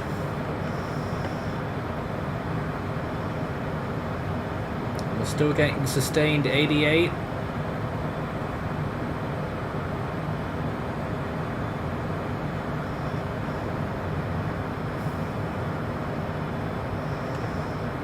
Get ready for more turbulence in less than a minute.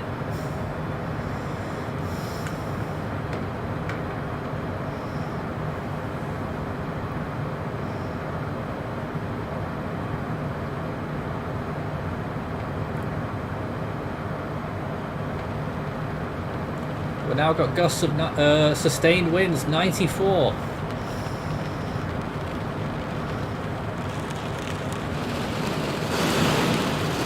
Oh boy.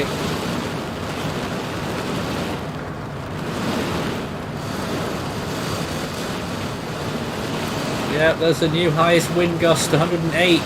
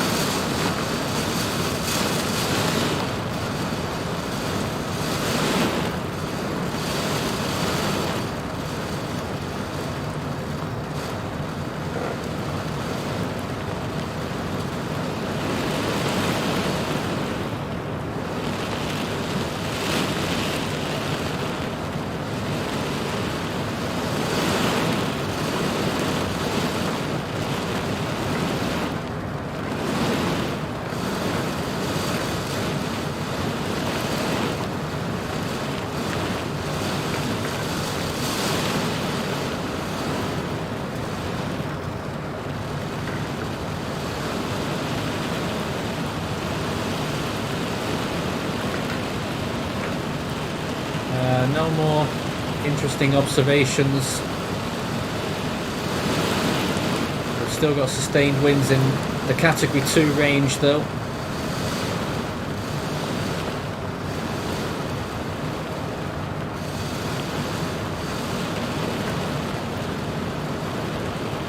Just reaching the end of that red zone. We're going to turn left and take a look maybe at that other one. With that new data, the highest sustained wind so far now 94 and the highest gust 108.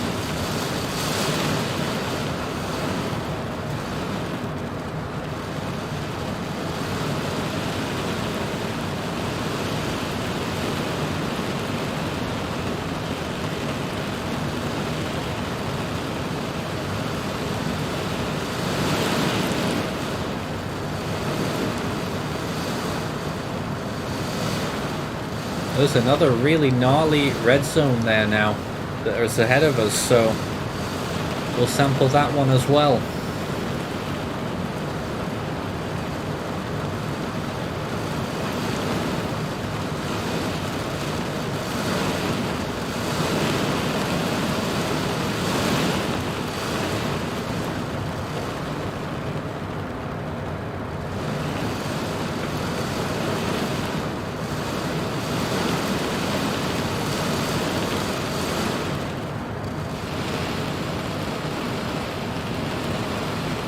Still got sustained winds of 75 knots.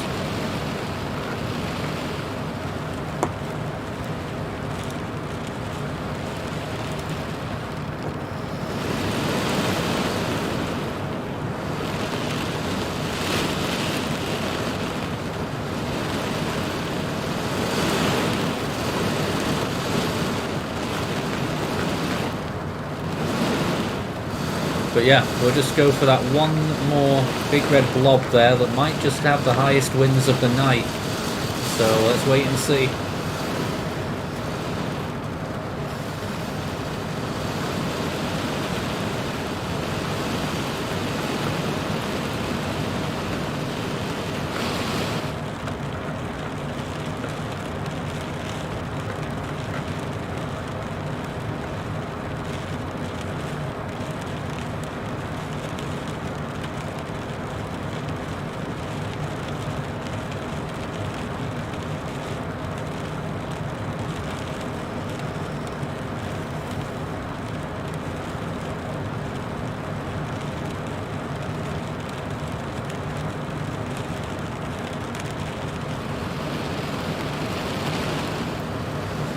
Got sustained winds of 83.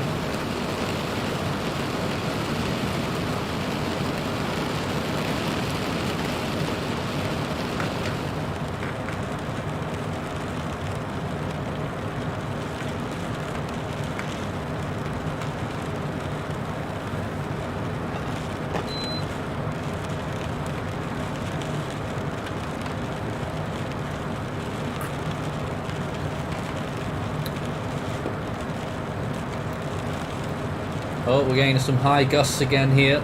We're just at 104 then.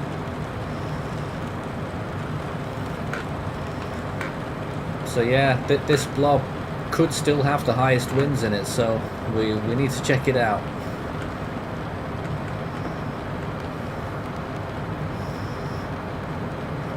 And then we will be off out of here and onto Diego Garcia.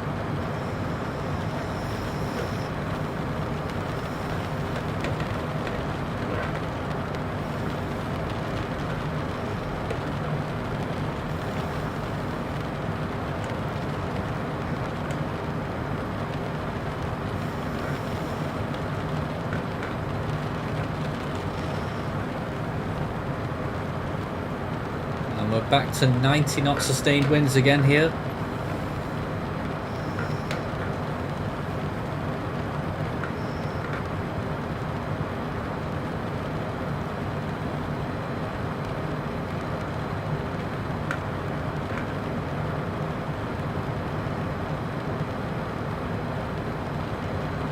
Alright, here we go, entering the last red zone that we're gonna go for today.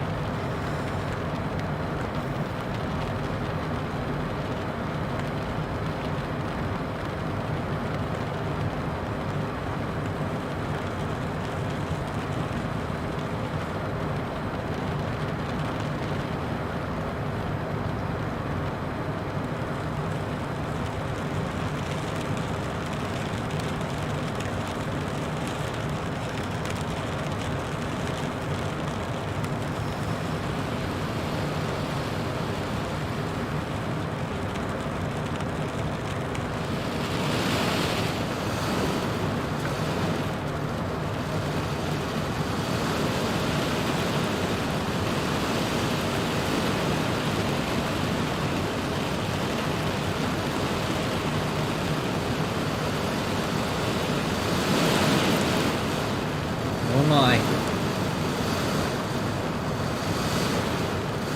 Oh, even high winds.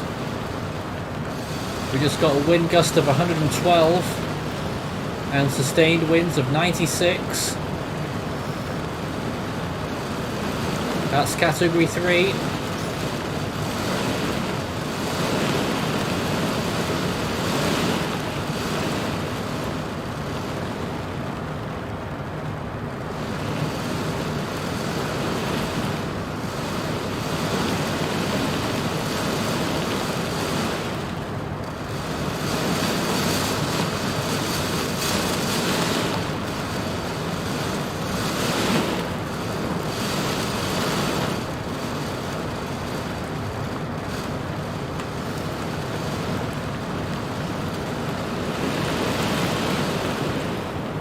Crikey.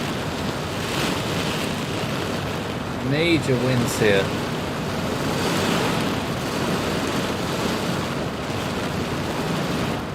We just had a wind gust of 114 and sustained winds of 97.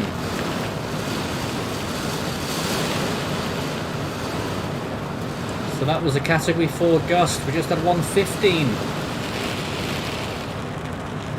And we are out of that red zone. So that's it.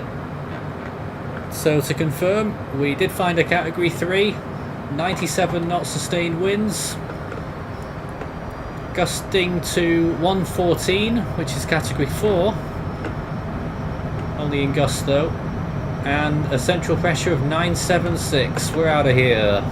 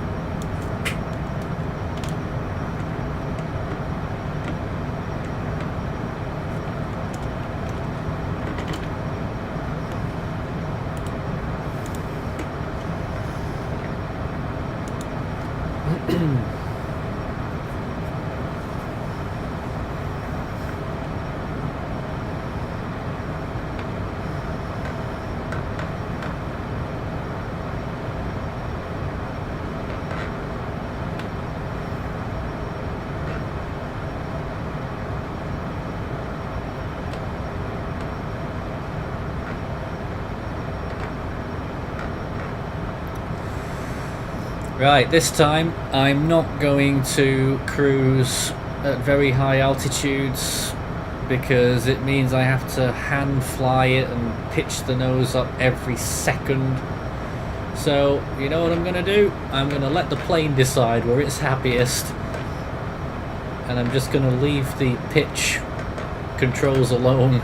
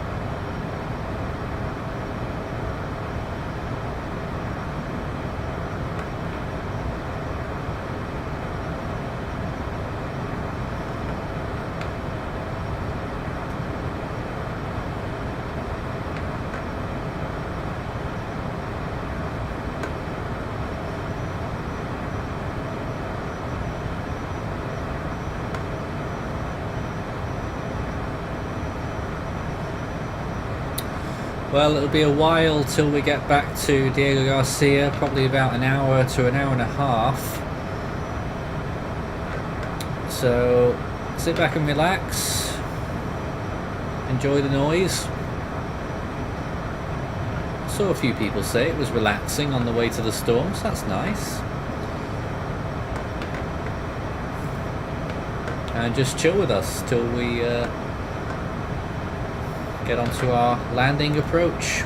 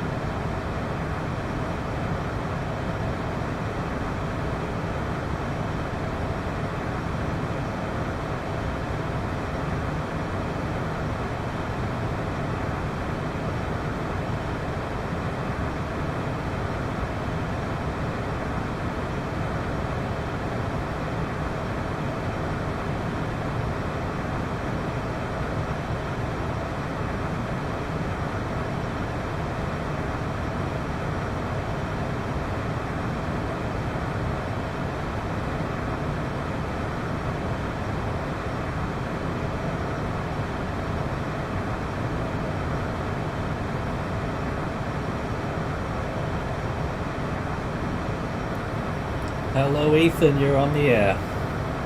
Oh, I didn't realize you were doing this call. I thought I might, just to spice things up a little bit. You were watching that whole flight? Your thoughts? It's been interesting. I thought that the observations that you've gotten would have been something else, but I'm quite shocked the observations that you actually did get are that high, because normally flight sim struggles to get that high, to be honest, at least from my experience. And it was quite interesting how it managed to do that for quite a small storm. Usually it's the larger storms that it does better with. Yeah, I have noticed that. Freddy is tiny still. And that's because they use models, don't they, basically? We're going to get into the nitty-gritty of this. They use models, and the resolution of them isn't the best. Yeah.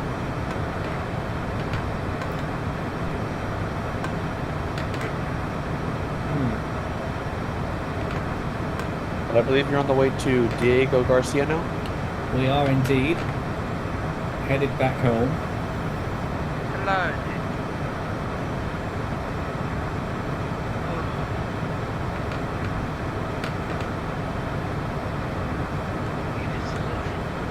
What was the lowest pressure observation that you got? We got 976.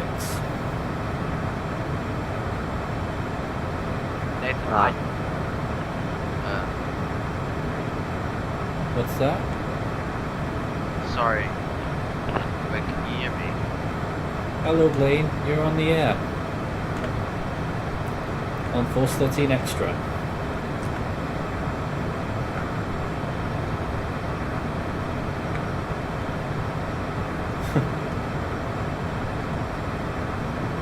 And how have you been liking the citation besides the autopilot issues that you had earlier? Oh. It's okay, but I don't like how it keeps nosing down. very easily. Although right now I'm at nearly 35,000 feet and there's no pitch problems. So it must just be when you get to those really high altitudes, but even so, I was nearly at the overspeed threshold. You would expect at a speed like that it wouldn't be nosing down. Yeah. I'm not really sure why it would be doing that. That's very odd. Of course, I've never flown the Citation in Flight Simulator, so I have no clue how it handles.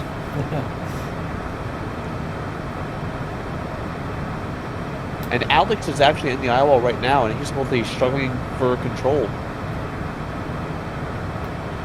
You didn't have any issues struggling for control, did you? That's because I'm a much better pilot. Well, there were a few little... No, it wasn't that bad to control. Of course, it depends on the plane.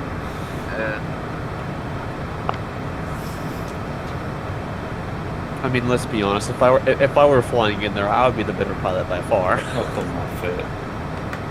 What do you mean, come off it? It's true. No. It absolutely is true. That voice, though. Yeah, well, if that's what you want to think, little guy. Hello? Hello. Yeah, Discord is just being weird right now, so that's fun. I actually just sent you, I don't know if it's come through yet. Oh, of course it hasn't. Of course Discord just doesn't say that. I basically made a little test recording. Can you hear me? Okay. I basically made a little test recording for the whole live streaming service. Oh. So I will, after the stream, if you don't mind, could I maybe play it? Could I maybe can you hear me? Okay, can I maybe play it after the stream then? Maybe. Okay. Ethan, I'm gonna try. Yeah. you have some comments about various people? What do you mean about various people? Alex is insane. Yeah, he's insane because he flies with only keyboard and mouse. Who does that on Flight Simulator? Get a controller, get a yoke. That's painful. That is painful. I mean, the one positive is like, you know, you have a lot more on a controller. You know, you only have so many buttons. But with a keyboard, you can have a lot more combinations. On keyboard. The controller's so much better. But there's still keyboard buttons as well that we use even when using a yoke. Yeah, that's how I do. I fly with my Xbox controller, and I just control my basic flight controls. You know, throttle, flaps, gear up, gear down, yaw, and stuff like that with the controller, and I control all the extras with my keyboard. Well, as I said Anyway. before, I'm not controlling the pitch at all because I want the plane to decide what its cruising altitude wants to be. And it looks like we're about to settle around 38,500. It's not that bad. Yeah. Literally. And you're heading due north, right? We're still going north-northeast to get to our next waypoint, and then we'll go north-northwest to Diego Garcia. Okay. It is literally I'm just almost trying to think. midnight. I'm trying to think which way the trade winds are in that area, because up here in North America, at least, they are flying east is faster than flying west. I wonder if it's reversed in the southern hemisphere, though. I'm pretty sure. That area. I'm pretty sure it is. I just realized that Dodge update on Freddy was like literally 5 hours ago already. Jeez. Yeah, I'm pretty sure And it is, I- Ethan. It's almost midnight for me, Nathan. Yeah, it's after midnight here at wherever I am in the Indian Ocean. Yeah, obviously it is. So I wish I could wait right now, but you're not flying over me. Yeah, right now, current time in Diego Garcia is almost 4 a.m. Really? Yeah. Wait, what? They're 4 hours ahead of us. And it's not even like, jeez. I just realized that the time in Mauritius is like 2 hours ahead of us. Turning the engines down a bit because we're reaching overspeed. So yeah, the plane wants to fly at 39,200. So that's what we're doing. And what is that max speed? Let's have a look. We are at 775-ish. Holy crap. Your chair doesn't sound like it's having a good time, mate.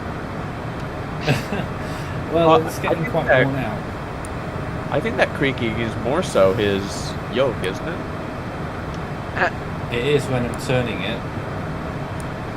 It needs a good oiling. I literally, that chair the other day I broke, so I have like literally a ergonomic chair, I guess, that literally just, it's a little chair, and then you just put a ball, like a Pilates ball, in it, and then you can bounce on it. I'm not gonna do that right now, because I know I'm live, so. Anyways, Nathan, I'm sending the whole test recording to you.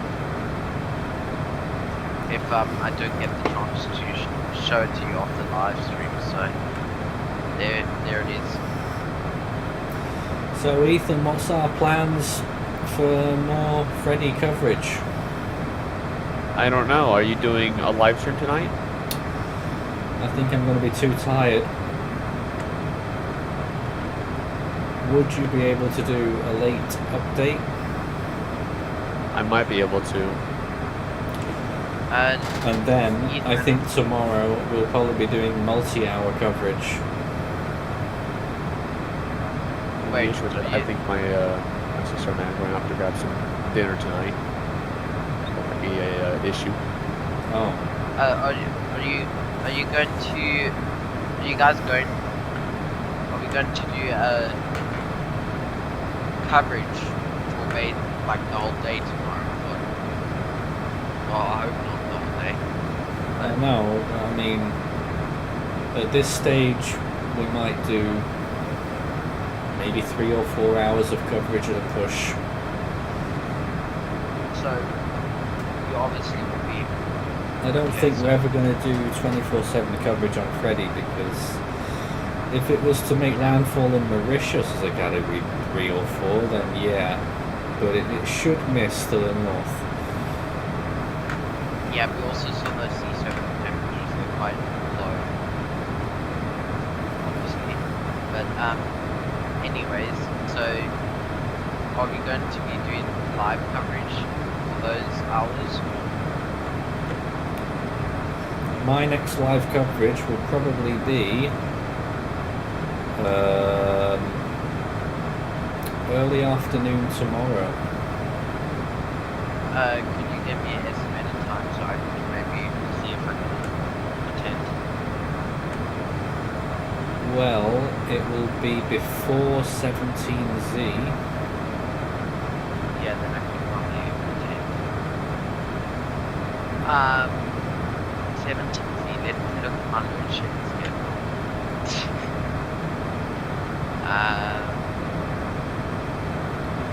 We'll probably these end up 5. doing 2 hours from 3 till 5, but we'll see. Yeah, okay, anyways, where is... That's what we're looking at. So, Nathan, can I give you a taste of how load shedding feels like? What? Can I give you a taste of how load shedding feels like? Tomorrow, our power's off. Power's off from 2 to 4 a.m. So that's Yeah. like 2 hours from now. 10 to 12 a.m. and 6 to 8. So if we were to do live coverage, I would be able to attend the whole thing. I'll maybe just be on my phone most of the time. So you're saying 3 to 5D? I don't know. If it's 3, then yeah, then I could probably attend the whole time. So yeah, I'll try and make sure that I'm here tomorrow. Anyways, Nathan, do you think maybe? So Ethan, you want to do? Are you going to be doing a short update tonight, or? I don't know. Because I'm actually thinking of maybe doing my first coverage on the storm for Floor 13. So, Nathan has to give me a little bit of training with the blending and stuff, but that's it really. I'm prepared for an update really, so I could do it if anyone wants me to.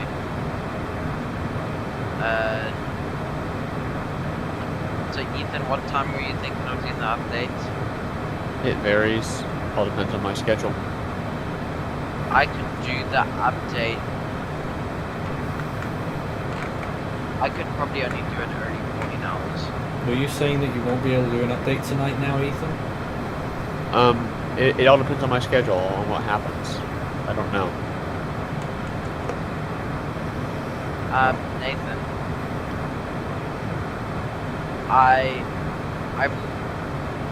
is there any chance that maybe I could do my first coverage? No, it's too soon. Well, I just need help with the blending and stuff. Yeah, that's the thing. Yeah, that's all I really need help with. The rest I got under control. I hope.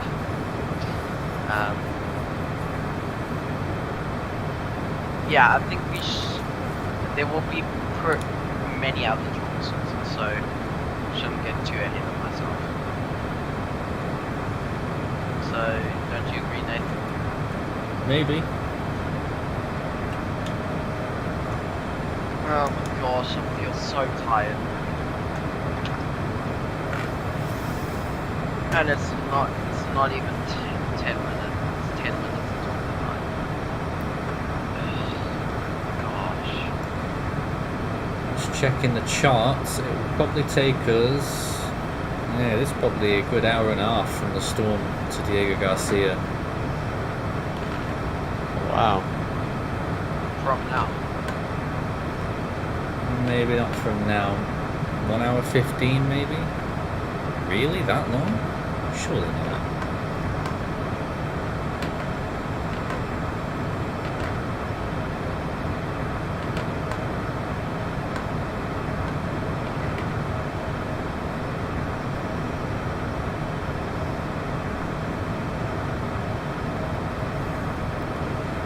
Better get a rig along then, haven't we?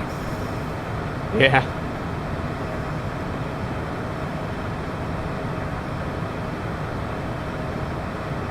So do you have any more flights into Freddy planned at all? I don't know.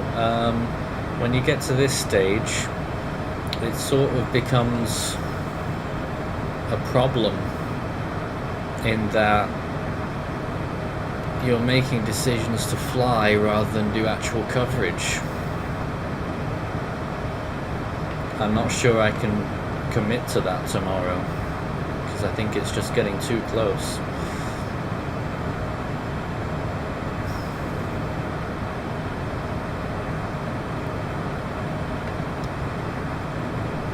I think honestly the base that can really benefit the most from this is probably going to be the East Pack. Recon? Yeah. Mm-hmm. Unless it's like far out to sea like Derby. Well,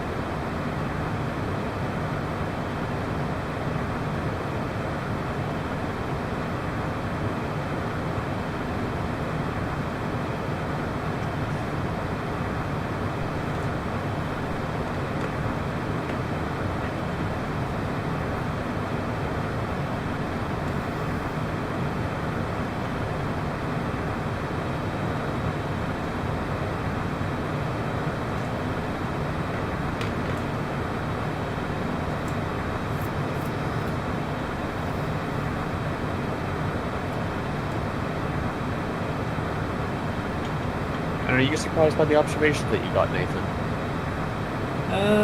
That's a tough question, really. Probably not really, because we thoroughly investigated the storm, so and we saw all of those red zones.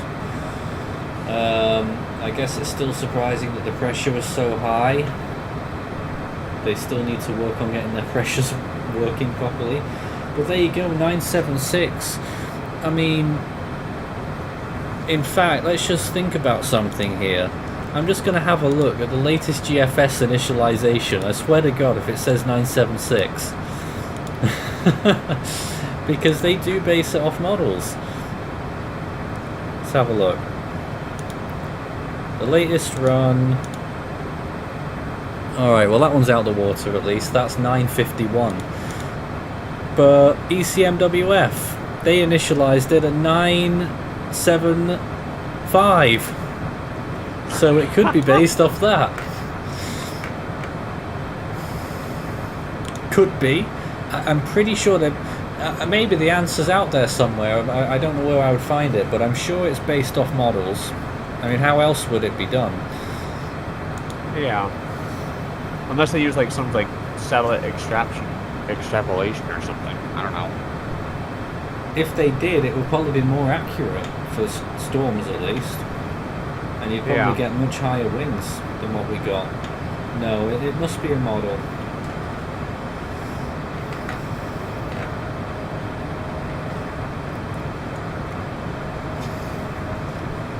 I'll look into it though.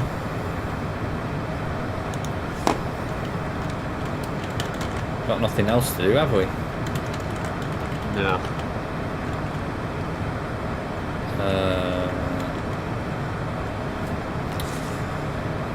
Let's have a look.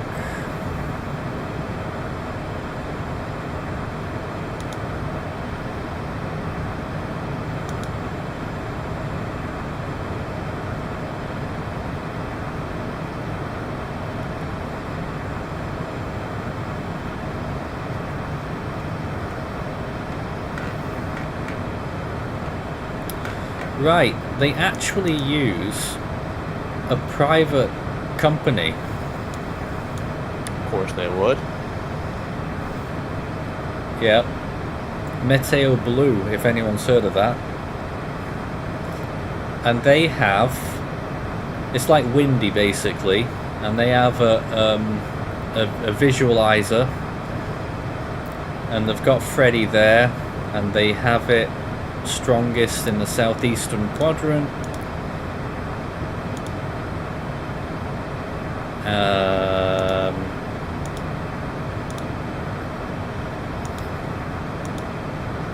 And what are the winds? Trying to figure out what the winds are.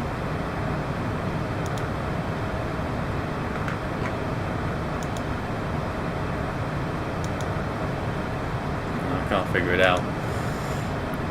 They're quite high though. They're about 80 to 90 miles per hour. To be fair, we got better odds than that. Yeah. Where are we now? I gotta say, Nate, at least on satellite imagery, the storm is looking good. Yeah. But now I'm just wondering where their data comes from. Does that come from a model?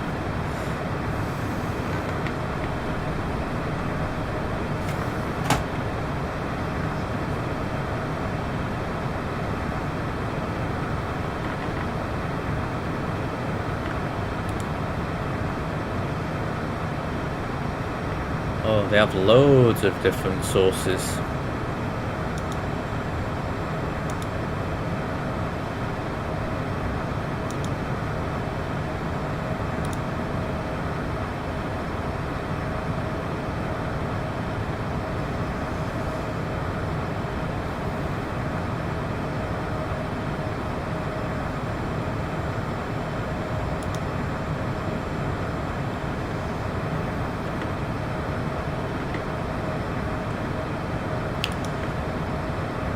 Oh, hold on.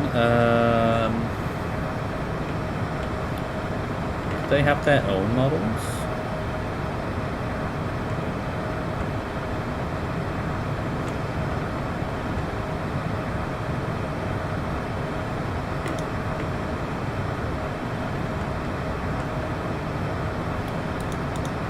It's either their own model or one of the well-known models, but I don't know.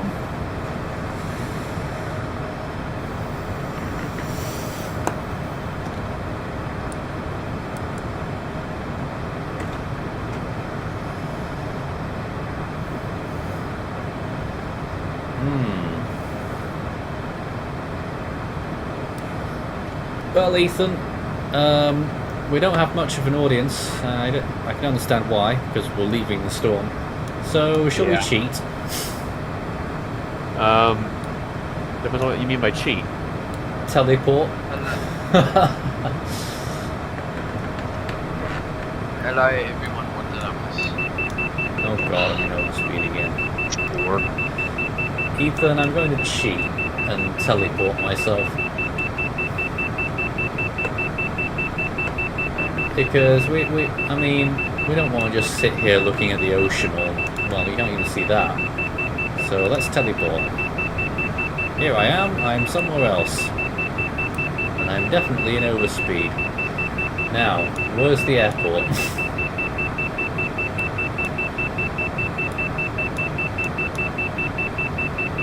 Will that terrible thing shut up? Oh, it's over there. Ah, we're not far away, Ethan, now. How fortuitous. Yeah. We're only about 150 miles away from Diego Garcia, so let's turn left and set course. Looks like the weather is lovely here, so we'll have no problems getting down. So if you're at 40,000 feet, Ethan, how much distance do you give yourself to descend? At 40,000 feet, probably 100 nautical miles. 100. That's when we'll start our descent. And I tend to make my descent around maybe 1,500 feet per minute, around there, give or take. Alright. Right then, so we're going to make haste for Diego Garcia, and that's where we'll land and call it a night.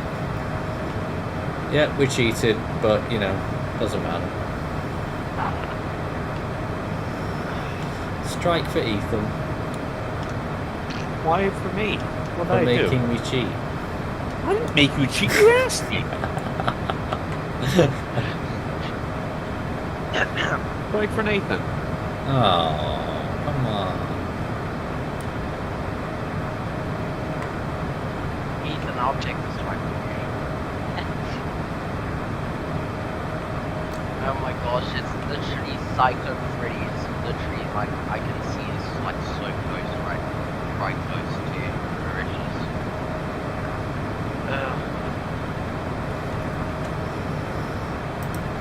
I swear most people in my class have gone to Mauritius. I'm like one of the only people who haven't.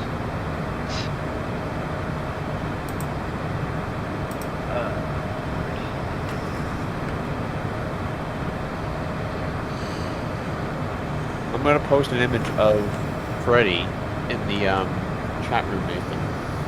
Right. What do you make of the latest image? I gotta grab it Go on first. then.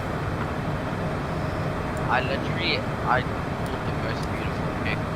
Right, it's in that room now. Quite impressive. And I was aware that it was getting better earlier on. I'm just going to check myself on ground. I actually got the most beautiful image of it on the parade earlier. It was quite pretty. Alright, let me have a proper look at this.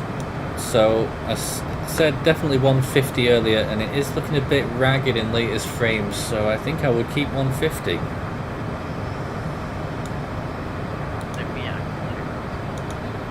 you mean ragged? Looks a bit ragged. They're close. Yeah, not very good. AMSU, I think, is lower. The all the satellite estimates are way lower, but we're just having to base it off raw appearance.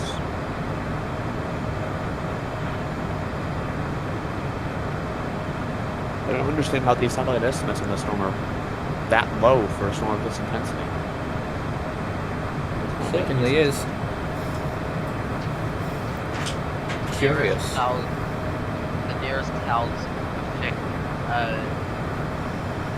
associated with Freddy right now is 400. Oh, that was quick. We're 100 miles now. We better start descending. It's fast. It was. The closest clouds associated with Freddy is like 400 kilometers away from Rodriguez. Ah, you can see Diego Garcia down there. Those red lights. That's Diego Garcia. The south side of it.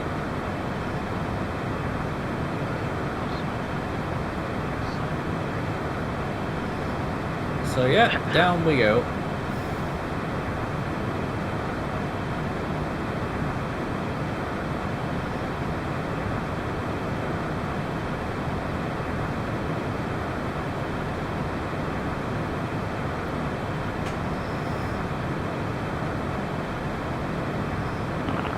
I just realized my mic is being quite far away from my head and from my mouse this whole time. I have the too close to us on fine, guys. Nathan, do us on fine? I'm afraid your mic is a little bit too quiet. Is it? Is it quiet for you, Ethan? It probably is because I'm playing flight sim right now, so.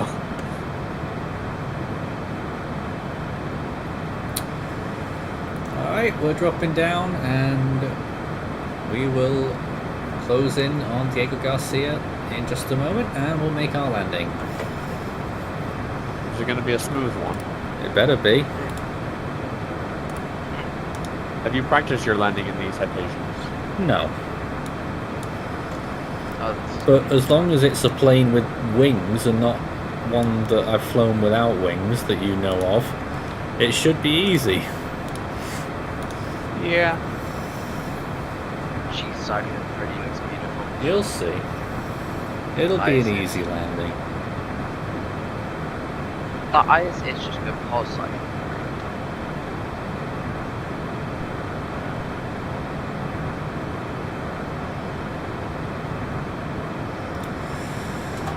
Right, Ethan, we're 40 miles away and we're still at 36,000 feet. You're 40 miles away already? Yep. So we're going to overfly it here and we'll do a few circles. I've had to do those a few times. What does it need into Indianapolis? Better than not having enough height, is it? Yeah. Nathan, can you hear me? Can always go around. Okay. Just making sure. Course 13 extra live. We're concluding our flight in a moment when we land. You can scroll back through the video or wait until we're down and it gets published on YouTube after the stream and look back through what we encountered when we were out there. We got sustained winds of 97 knots and we saw wind gusts of 114 knots, which supports a 115 mile per hour category 3 hurricane. Of course, in reality the storm is stronger than that. Ethan. Where is Nathan?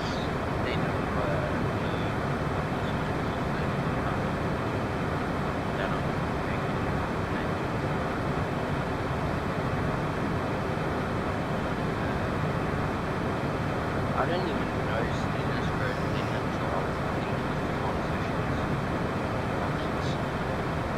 Yes. And then I was like, oh, that's how it does this.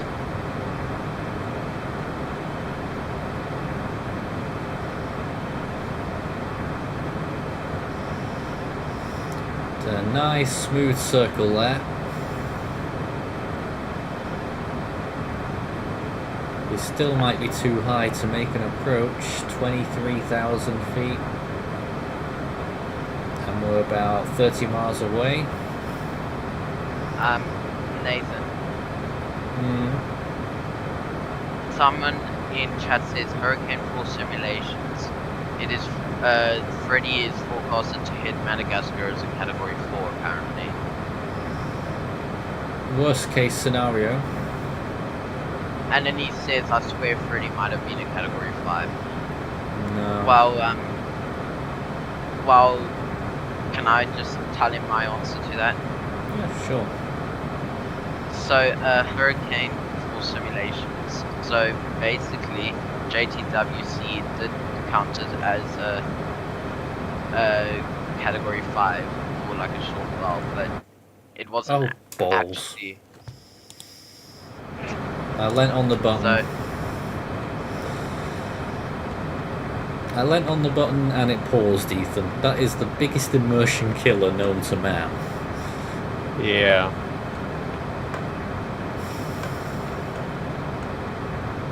and Hurricane 4 simulation was asking for Arlene to spawn early.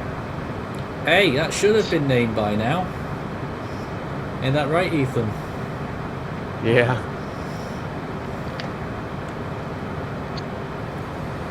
And I think I'm probably gonna be in my 30s by the time her day happens. Only.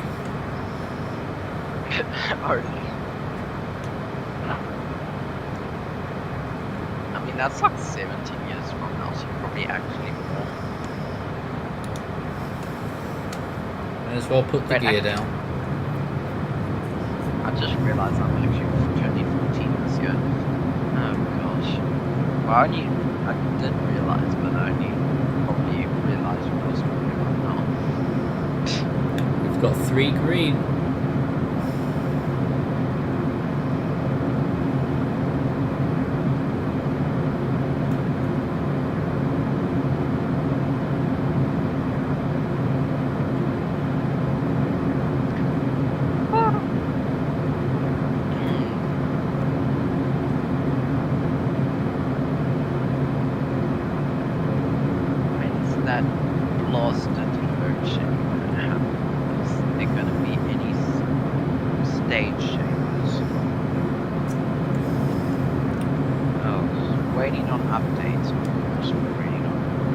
Throw out the flaps and slow us right down.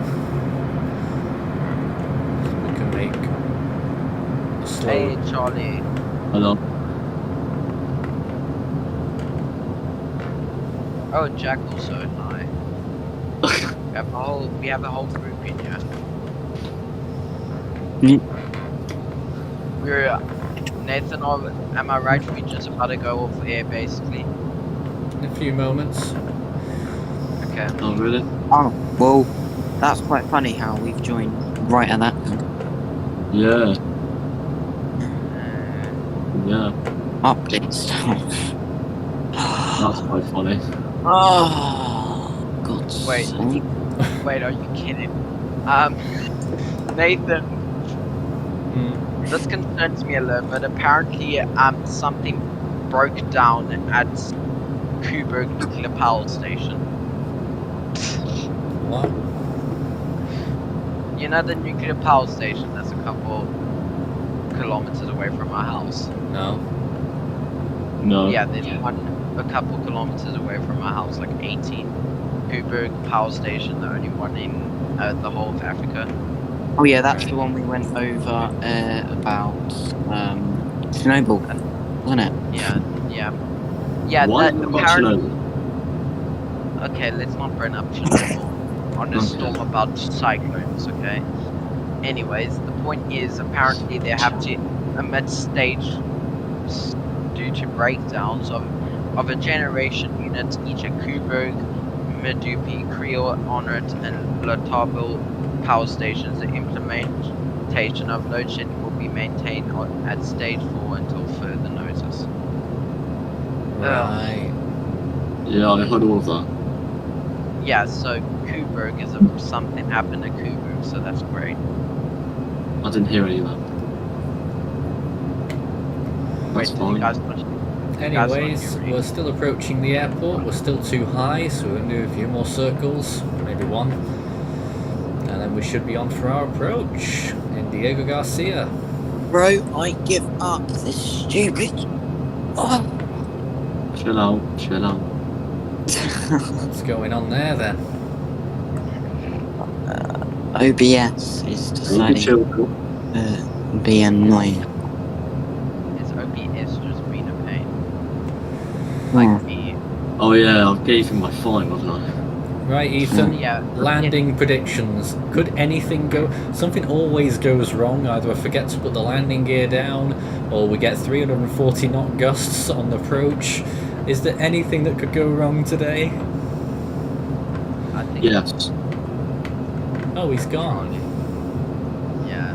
Ah, well, I predict a lot could go wrong. It's late. Sorry, what? I had to step away for a minute. Is there anything that might go wrong with today's landing? It seems that always something what? happens. A lot could go wrong. We know what happened yesterday, where I thought we were in for a great landing and we got hit by 340 knot glitchy gusts. Oh, guys, guess him? what? The comment that people have on this whole stage for until further notice. It's like people saying, with the amount of breakdowns you have, you should leave therapy. What? Oh dear. Push us down, try and get us lined up with the runway without having to circle again. Big dive down here. I think we should be alright. Big dive down, you think you should be alright? Yep. We should be alright. Around 5,000 feet. I love South African people's humour. We're only about 20 miles. That is 20 miles away. It looks a lot closer, but I'm sorry to say, Blaine, but we're not South African. Yeah, but I love South African humour. Everyone that's loves actually it. 10 miles, but it still looks closer than that. But yeah, we're closing in. Here we go. On our final approach. I would like to disagree with that, Blaine. Literally, apparently. So, what are the odds, Ethan, that we get hit by a glitch again at 1,000 feet? Could you imagine if we get 340 knot winds again? At a different location. Why did you send that to her? Why? Anyways, guess what? I just realized someone just gave me a heads up. Basically, I just realized we're having dawn breakdowns before midnight. How the hell does that happen? And then Coburg, and then just apparently refueled something. So and Coburg has like never broken down before, so I don't know how that happened. I think they're just lying at this point. Alright, Ethan, we're looking good.